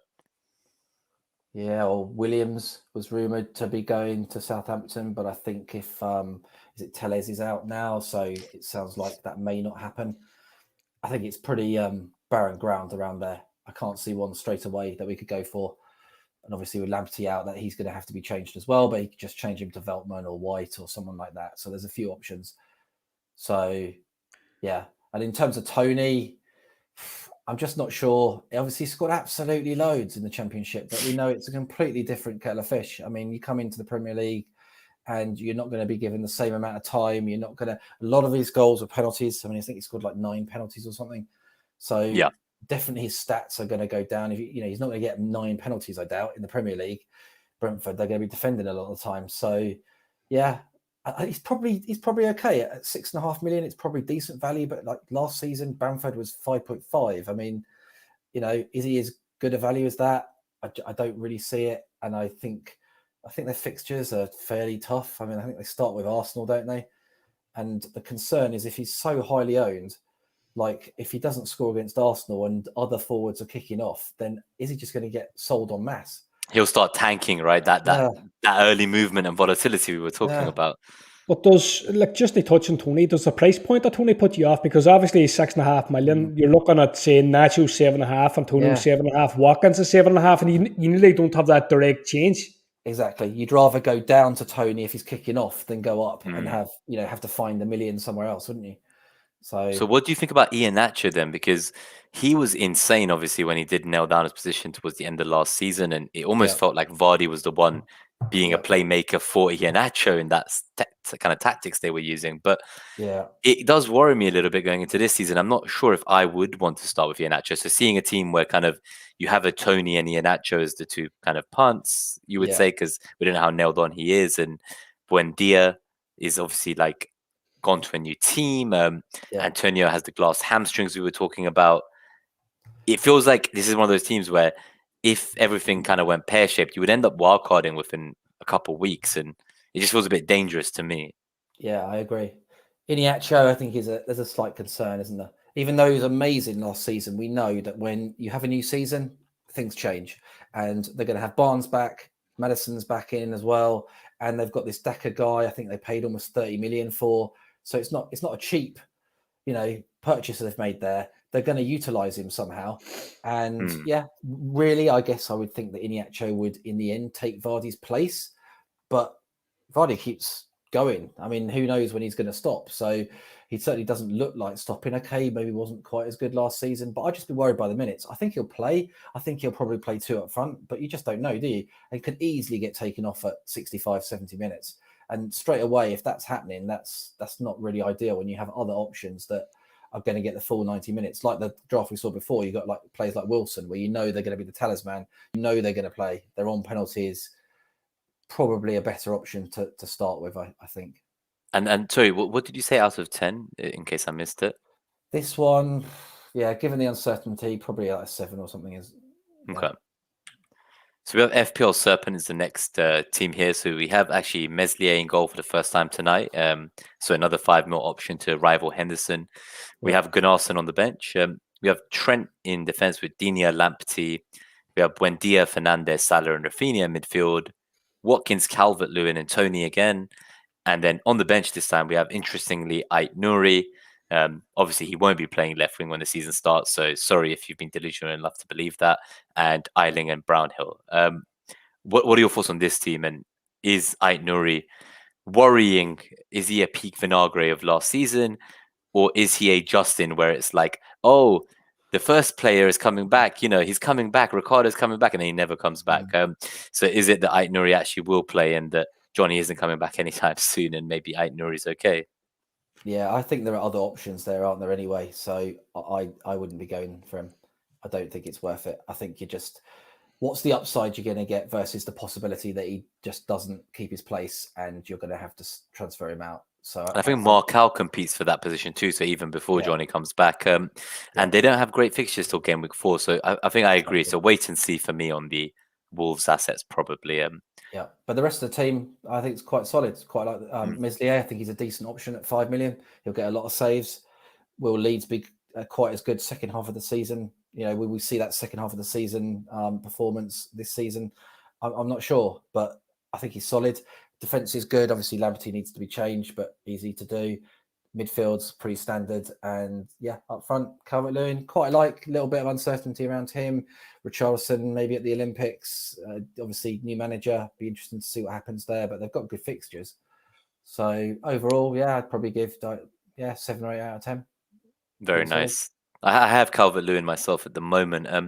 I think something I do like about the 8 million price point is that if he doesn't kind of hit the ground running, that there are lots of those 7.5 million players who were saying in the striker position where I could just move on to whoever's hot at the time. And it sounds like Benitez's system is all about kind of getting the ball from the fullbacks to the striker with crosses. So I'm excited to see that, and I'd like to see if Lucas Digne is someone that I should be going with. I'm not sure I would. This is a tough one for you, right? So I see Buendia and Watkins. I have Watkins at the moment. I feel Buendia is incredible value. What worries me about both of these is that in game week 4, I think it is their fixtures kind of turn. And I do wonder if with a team like this, you're kind of pre-banking into transfers out. For me, just having Watkins, my eye is on Watkins to Jimenez in game week 4, if all goes well. I don't like booking in transfers, but I feel like with Watkins and Buendia both there, you're almost like 2 of your 11 are transfer out already, and you don't know what the fires will come, right? Yeah, and I guess that's why some people might go for like a Saar or even take the risk with Smith Rowe. Yep. Cool. So we'll go to FPL Mahir has sent his team as well. He also actually has Meslier as an option with Foster in goal. He has Chilwell, Target, Trent and Robertson in a back 4. Fernandez, Salah and Rafinha, and Watkins, Tony and Wilson, so 4-3-3. And then he has Gibbs White, interestingly, as well as Brownhill, so 2 4.5 mil midfielders. And I can't see the full name, but I think it's Omar Bomafemi, but I hope I said that right. For any podcast listeners, there's only 4 characters in front of me, so I've had to kind of not only pronounce it right, but guess it by memory. What do you think of this one, Tom? I think it looks pretty solid. Like the defense, standard midfield, and there's just really the one punt with Tony. Not quite sure about the bench. Gibbs White, not quite sure what he's doing. Is he starting? I'm not sure. But Brownhill's there. But as an 11, I think it looks pretty good. So I'd probably give that an 8. Great.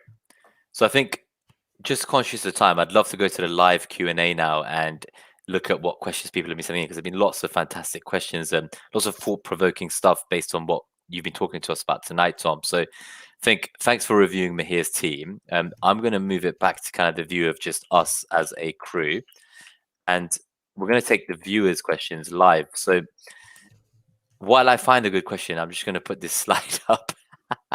I'm going to go to the very first ones of tonight, and I'm going to start there. So let's see. We have quite a few good ones coming up. I also need to remember how to do it, so wish me luck.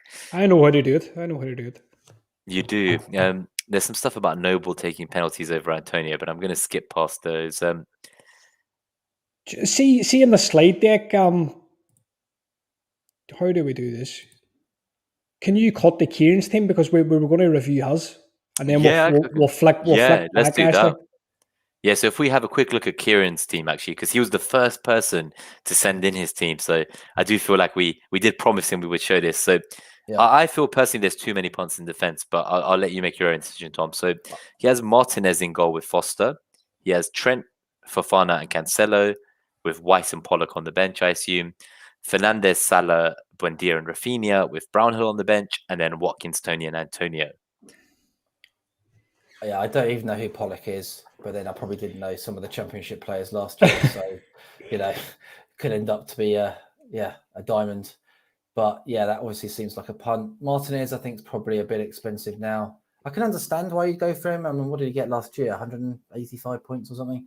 Yeah. So I think he outscored a lot of players, didn't he? Yeah, but is he gonna replicate that? I just think probably he had a bit of luck on his side as well. I think there were games where it was just kind of surprising that they didn't concede. I mean, he's obviously fantastic, but I don't know if he can replicate that. But still, if you get like 160 points or something at 5.5, you'd still be pretty happy. But I think there are other goalies that are worth considering as well. So yeah, not completely sure about him. And Cancelo, obviously the minutes is a concern. I think Zinchenko might come back on the left sometimes.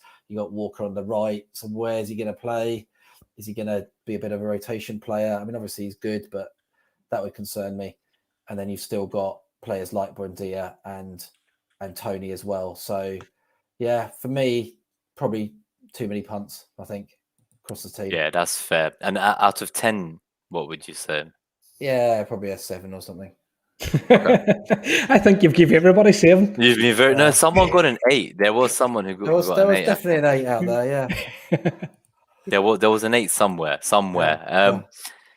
Okay, so let's go to the proper Q&A then. So I have a nice question to start us off with, actually. So I'm just going to move back to the free heads, and I'm going to put up the first question. But anyone else, guys? As I scroll up, it looks like questions from say like an hour ago in the show. They're long gone. So if you did have a question and we've not answered it in the course of just natural discussion, please start asking it again now. I'm going to start with Nehal's question. So he has a question for you. How much does ownership come into play in your Game Week 1 team? I'll give my view on that, and I'm sure Hibbo will as well. But let's start with you, Tom. Yeah, so I really don't want to try and think about it too much. I want to try and pick the best players and try to create as balanced a team as I can with limiting the risk with unknown players, and also maybe just at the back of my mind just think, okay, the only time I think about ownership would be with someone like a Tony, where I'm thinking if I have him and he doesn't perform, then he could really, bomb and his price would go down pretty quickly. Other than that, I'll just try and pick the team that I think is best for the start of the season.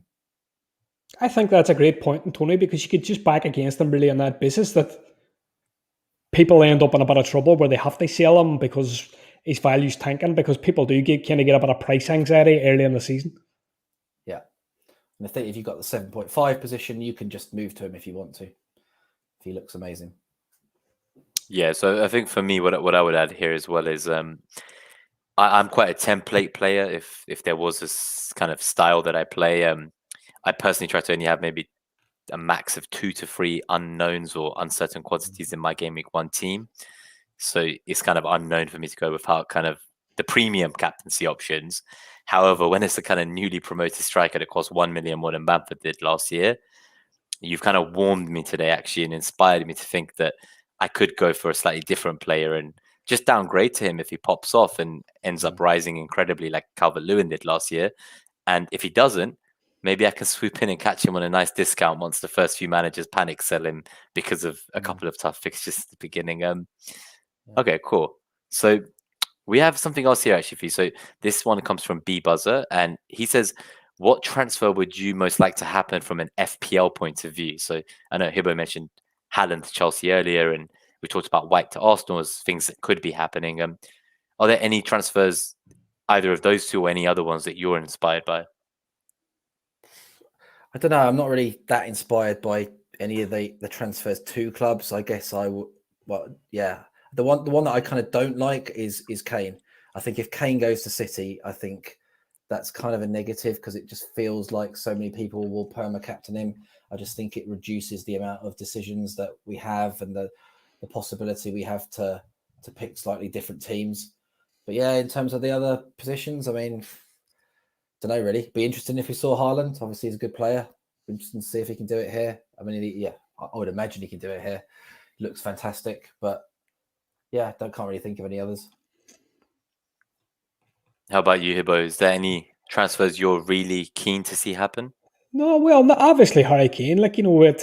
He's a name in everybody's lips at the minute, and you're kind of looking to see is Son going to have penalties? Is he going to play in a front two with like Dele Alli and stuff like that? So I think Kane's the one that's most realistic. Maybe Grealish, but no, that's not for me. She's going to pick a wee. Sorry, go ahead. Don't mention Dele Alli again. I can honestly, I can see this happening. If Kane goes and they don't buy anyone, I can see it now. Like Dele Alli in my team at 6.5 million or something. So it just scares me somewhat. He did play in part of a front two, I think, in a pre-season. I know you're saying don't read too much in the pre-season, but he played up there with Son, so I think that was kind of interesting. I'm just going to pull up a question here from Anthony Chung. Go for it. Just before you do that, can I just say Neil's in the chat talked about Dumfries to Everton. He says it's not happening, but as a Euros legend, I thought Tom, you might enjoy that shout out too. Yeah, that would be good, definitely. Especially if he's 5 million. Yeah, I don't know why we all think he'll be really cheap, because surely I don't know why he's like really, really good and really attacking, and he'll probably be like 6 million or something. But yeah, I like the shout out. It's a good idea. Of course. Well, I just wanted to also say hi to Prasoon, just because I'm not trying to pick favorites, but I actually met him in person on Saturday at the meetup, and what a lovely chap and an amazing guy to interact with on FPL Twitter. For anyone who doesn't know FPL Press or Press FPL even. So this is just a touch on Anthony Chung's question here. So he's asking, who are your captaincy targets for the opening 6 weeks? So game week 3 and game week 4, obviously not very straightforward, depending on your premiums.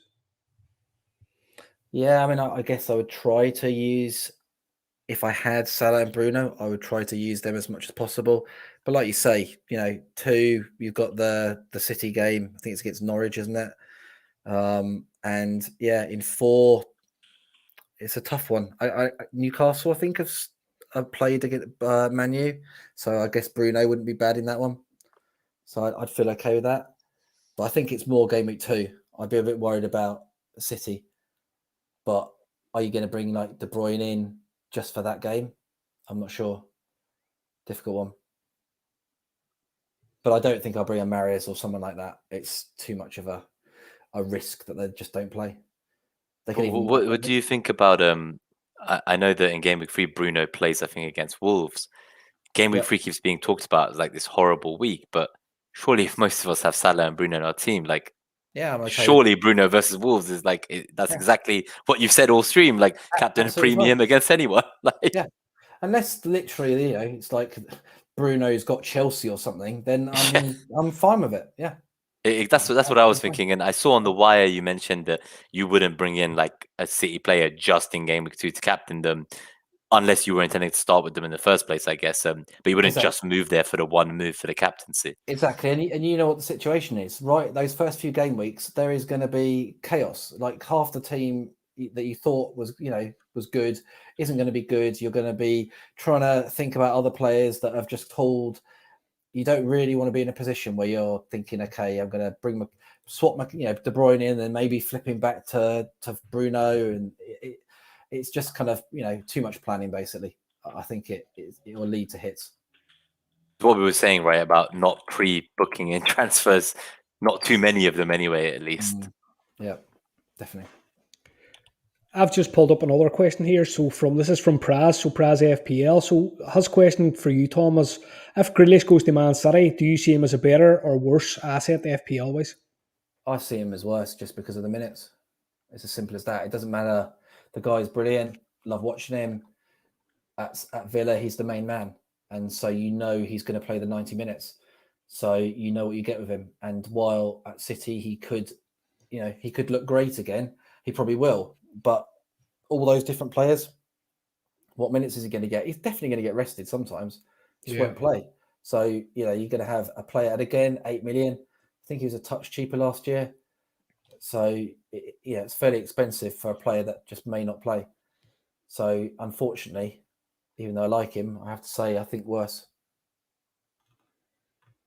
Hibbo, I have there's a couple of questions, I think, in one from Hattem. So this is Bruno essential, or could you cover him with something like Sancho plus Son or Mahrez plus Son?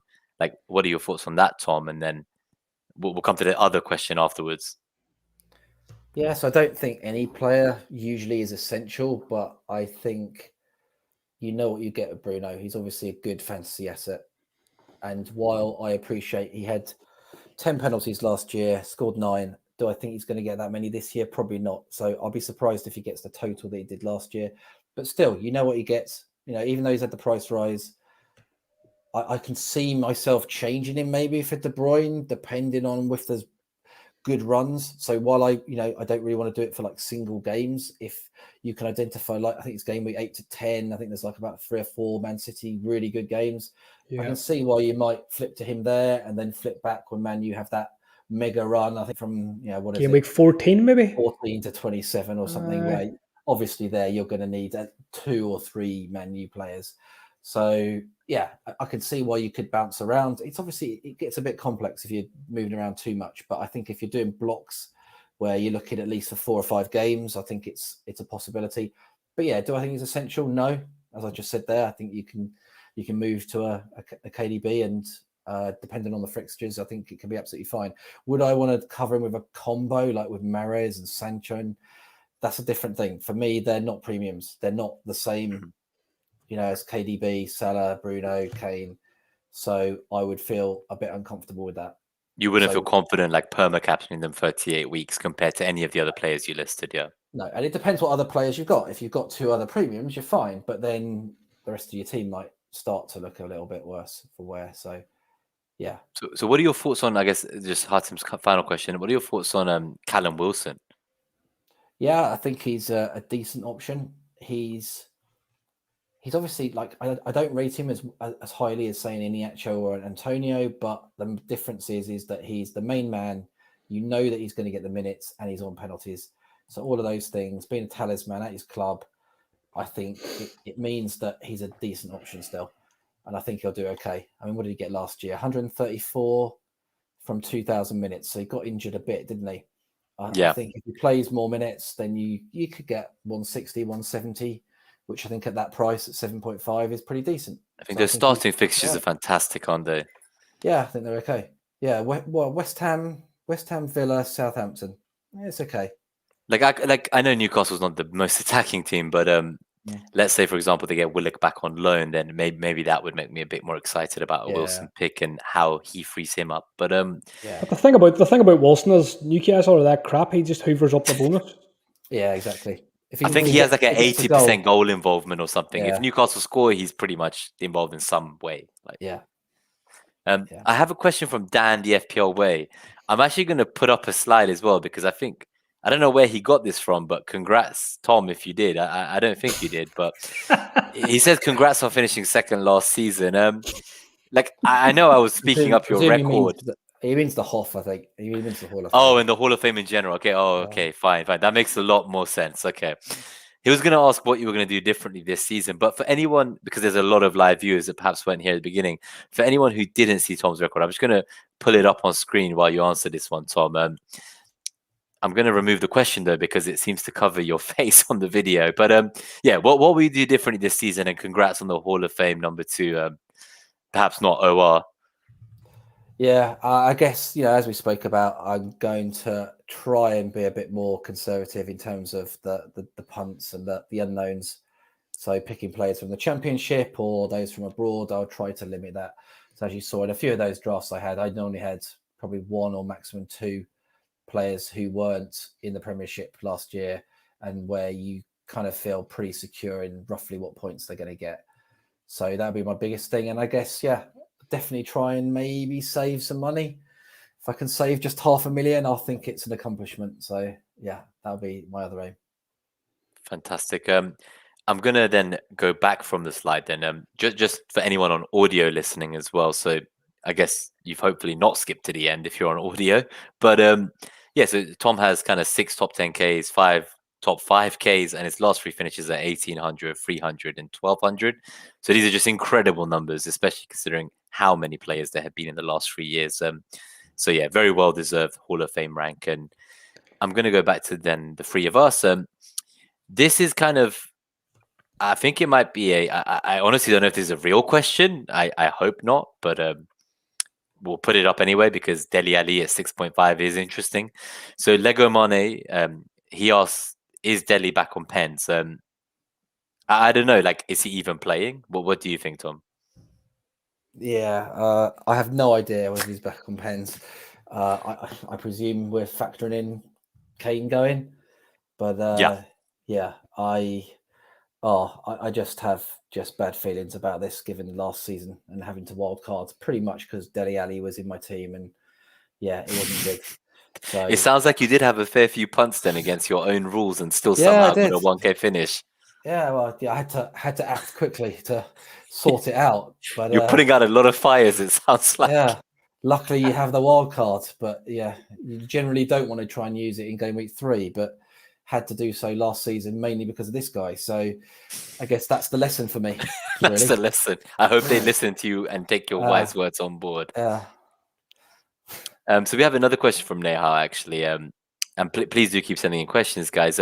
He's asking, is Mane being gravely overlooked? So interestingly, I did see a tweet, I think, from FPL Go earlier where he said a list of players who had a higher ownership than Mane at the moment. And they included everyone from kind of Jorginho to pretty much every DM you could think of in the entire game. So that was a bit odd. I do wonder if that's just because I've not seen a single draft with Salah and Mane together. And I can't imagine people going for Mane without Salah. So that's the first question is kind of, is Mane just got a low ownership because everyone's gone for Salah? Do you see a viability in doubling up with Liverpool in Mane and Salah from game week 1? And are there any other sleeping giants, in your opinion, apart from Mane with this kind of 3% ownership? Yeah, I think Mane's a little bit interesting. I think the problem here is he was clearly mispriced. And so being so close to Salah, when Salah has the penalties, it just makes everyone's decision for them. So that's the biggest issue. But in terms of if you were just looking short term, I mean, given Liverpool's fixtures, it's not, the worst tactic in the world to get him in at the start. You could have him in for the first 5 or 6 games and he could be your third Liverpool and it would probably be quite good. I mean, obviously you miss out on the alternative captains. So if Liverpool then have a harder game, I mean, they haven't got too many hard games, but they've obviously got Chelsea in game week 3. So that's the problem. So really, I guess if you were going for Mane, you'd probably get him in with Salah, take the first 2 game weeks, which are Norwich and Burnley, and then flip Mane to a KDB or Fernandes. But the problem, of course, is if you do that and he doesn't smash it, then you could start to see the price drop on him and others rising. So that may mess you up. So it becomes a bit complex. So overall, I think he's underrated, but the problem is I think he's overpriced as well. So yeah, they didn't give us a difficult decision. If he was like 1.5 million less, maybe we'd see some slightly more different drafts going on in the community, but they just priced him too closely. And I think it was lazy pricing, in my opinion. I don't mean to call them out for copying Ben Crellin for the fixtures and also then call them out for releasing the site too early just to get some cheap marketing instead of bothering to improve the game in any way. And sorry if you're from official FPL and you're listening, but call me direct and we'll chat, guys, because you could do so much more with the community you have, and it's kind of embarrassing. They released the game at a time when nobody was interested in the game. Yeah, that is very true. I'm also conscious that Tom has done us a massive favor, and I do not want to keep him here all night. So we have gone past the 2-hour mark. There is maybe 1 or 2 more questions. I think we'll go to a quick fire before we head out of here. So there's a couple of questions that look quite interesting. So I'm just going to pull them up, and maybe Tom, on these ones, we just kind of do a quick fire. And we try to get through as many as we can. I don't want anyone to miss out. So that one I'm not putting up, but it says, why Wilson when you can get ASM? We don't take to trolls well. I will ask Bungle the Gooner to ban any trolls. Be careful, guys. While I'm looking for the question as well, guys. I have the one question's about Grealish, or have you found a different one? Oh, you've got this one. Okay. Mane and Mahrez or Son on Sterling if you had to pick. Oh, I mean, both of those have got a huge amount of uncertainty. Son, Sterling, if I had to pick, just because Son's guaranteed, I guess, and a bit cheaper, but you don't really like Sterling either at that price. Fair. What do you feel about?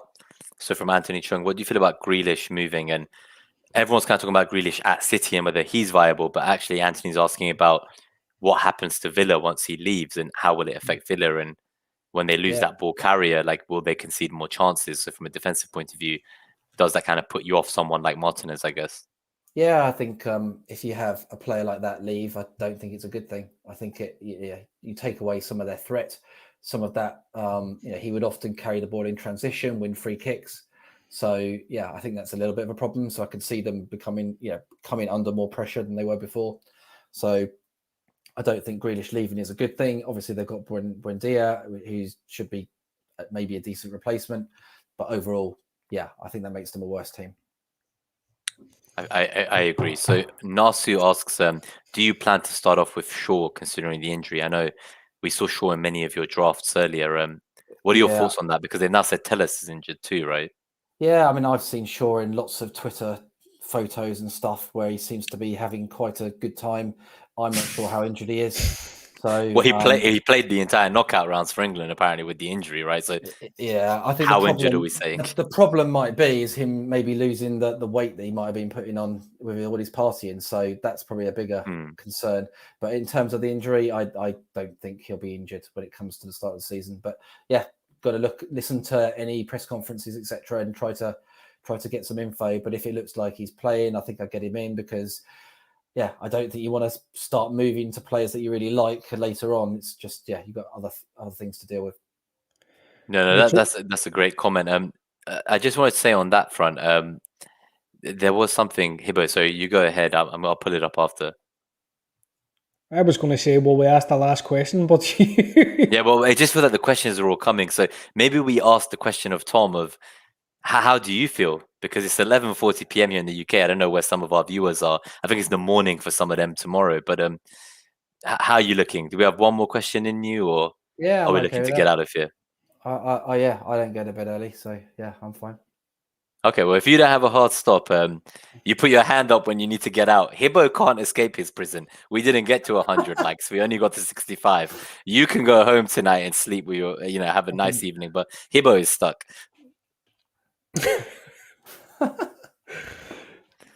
I'll let you go with the question.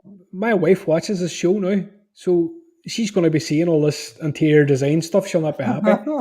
Oh, no. So, quick question this is Fraser from Twitter.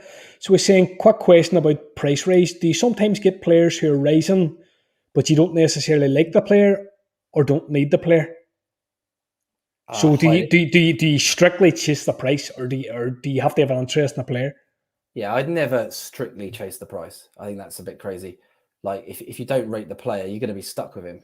So, yeah, I can understand if you're a little bit unsure and you kind of think it's a bit of a bandwagon, but as long as there's some fundamental reason why you think it's still a good option, like he's looking confident, you feel he's a decent value, he's in a decent position, his stats are decent, there's something about him. I wouldn't just buy the player just because of the price rise.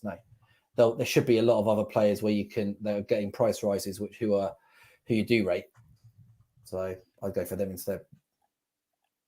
Okay. I have a question here for you about like yes or no to double Liverpool defense. I'm struggling to find it. Here it is. Is TAA plus Robbo a double up good start the season? I think you probably answered this earlier, didn't you? In terms of just what you get with Robbo compared to other assets in that price range. Yep, I would do that unless we hear that Jota is kind of definitely going to get 90 minutes for the first few games. Then I just kind of feel that that's a safe way in.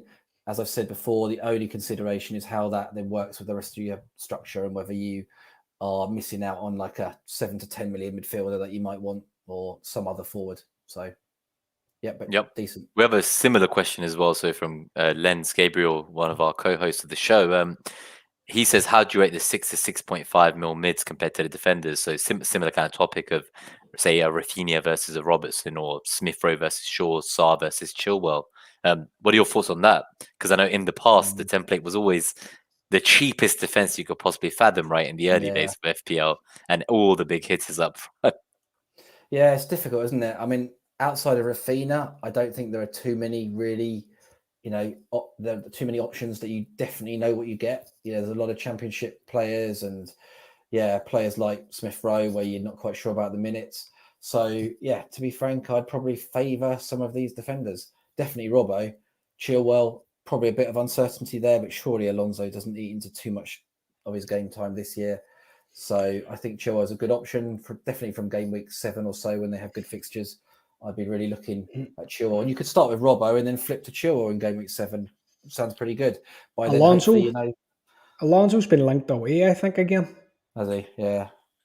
I mean, surely it must be coming to the end of his time. It looked like his time was coming to an end. Yeah. It wasn't very good, was he, last year? I mean, I punted on him a couple of times, even near the end, where I tried to utilize the extra value that I had in my team, and I was like, okay, I'll get Alonso.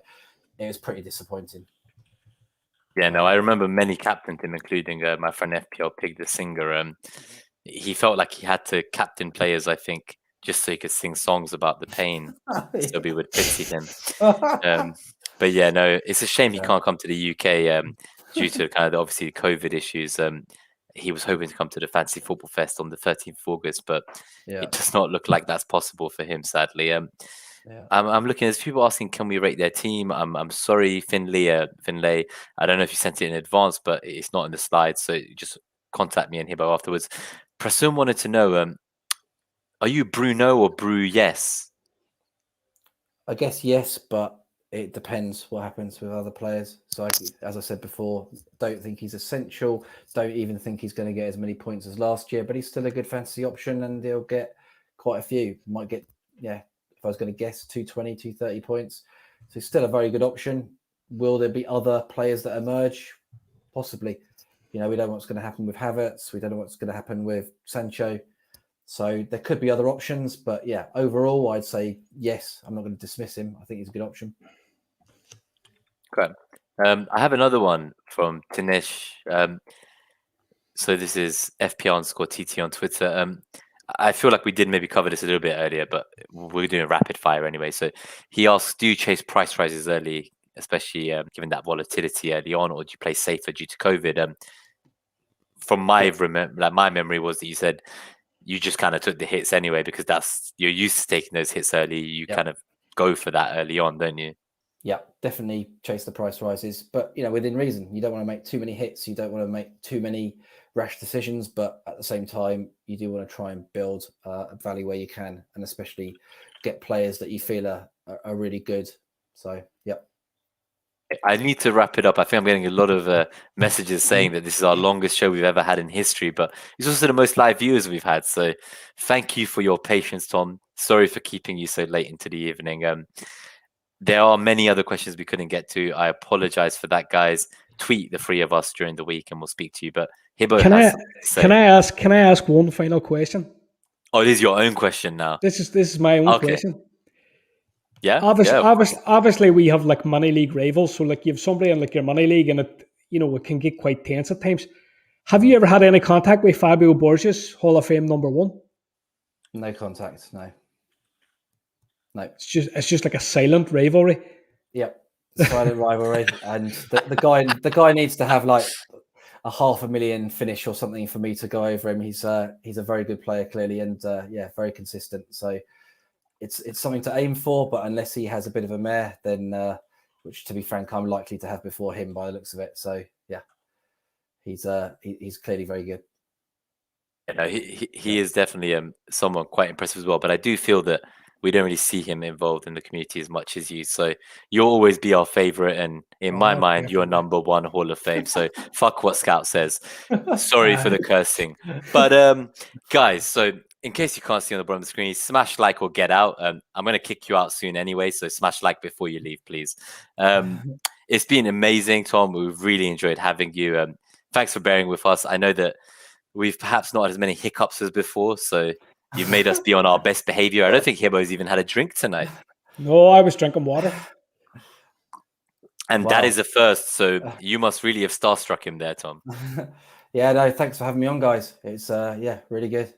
Real pleasure. No, amazing. Love the pod. So yeah, thanks. Thank you so much. And honestly, we appreciate seeing you in the chat every week. And it's been amazing interacting with you over these weeks. And I can't actually wait for the new season ahead together. And you're very much part of the family, and I think we'll all be staying in touch. So just to get us out of here, guys, I'm going to do a little bit of housekeeping before we go, and then I'm going to get us out. So please do like, subscribe, help us get to the 1,000 subscribers. As we said, we're going to be donating $100 to charity, to a heart charity, especially in light of what happened with Christian Eriksen. We are on podcast now. I'm very pleased to say we've had 250 downloads plus for each of the last 3 episodes, which is a long way from the 30 to 60 downloads we had last season. So preseason has been amazing. We love all of you for your support. We're on over 21 reviews, and the last time I was complaining at being on 13. Please keep reviewing on iOS if you have an iOS. What's coming next? So on Friday night UK time, 11:30, or Saturday 6 a.m. Singapore for Paul Mariner, we're going to move on to the next stage of the show where we look at the midfielders, and we're going to look at 4 more teams from FPL Lens Gabriel's matchups. So that's what's coming on Friday, and then the Compass show is going to continue now every Tuesday. So Net That Haul will be 2 shows a week, Tuesday live at 9:30 every week, and Thursday or Friday before the deadline at about 3 or 4 p.m. every week. Hibbo and I will be co-hosting the Compass show together, and the matchups and captaincy show will be Mariner and Lens going forward. So that's kind of just a bit of housekeeping about what to expect from the show going forwards. Hibbo, do you have anything you want to say before I get us out of here? I was going to ask you who your guest is for next week. So I can't announce it yet, but I'm hoping to be able to announce it on Twitter tomorrow. I have someone very exciting planned. Let's just say, after someone like Tom, there had to be someone of equal merit. Otherwise, we would have been going downhill far too quickly. Oh, I'll keep it there. It's a surprise. It's a surprise. I look forward to that. Yeah, I hope you all find out soon. Let's just say that the FPL meetup on Saturday in person led to many drunken conversations and many confessions. So thank you, Tom. Thank you, Hibbo. As always, we're Net That Haul. Thank you, everyone, for your support. This preseason has been amazing, and we cannot wait for the season ahead with you all. So thank you and good night.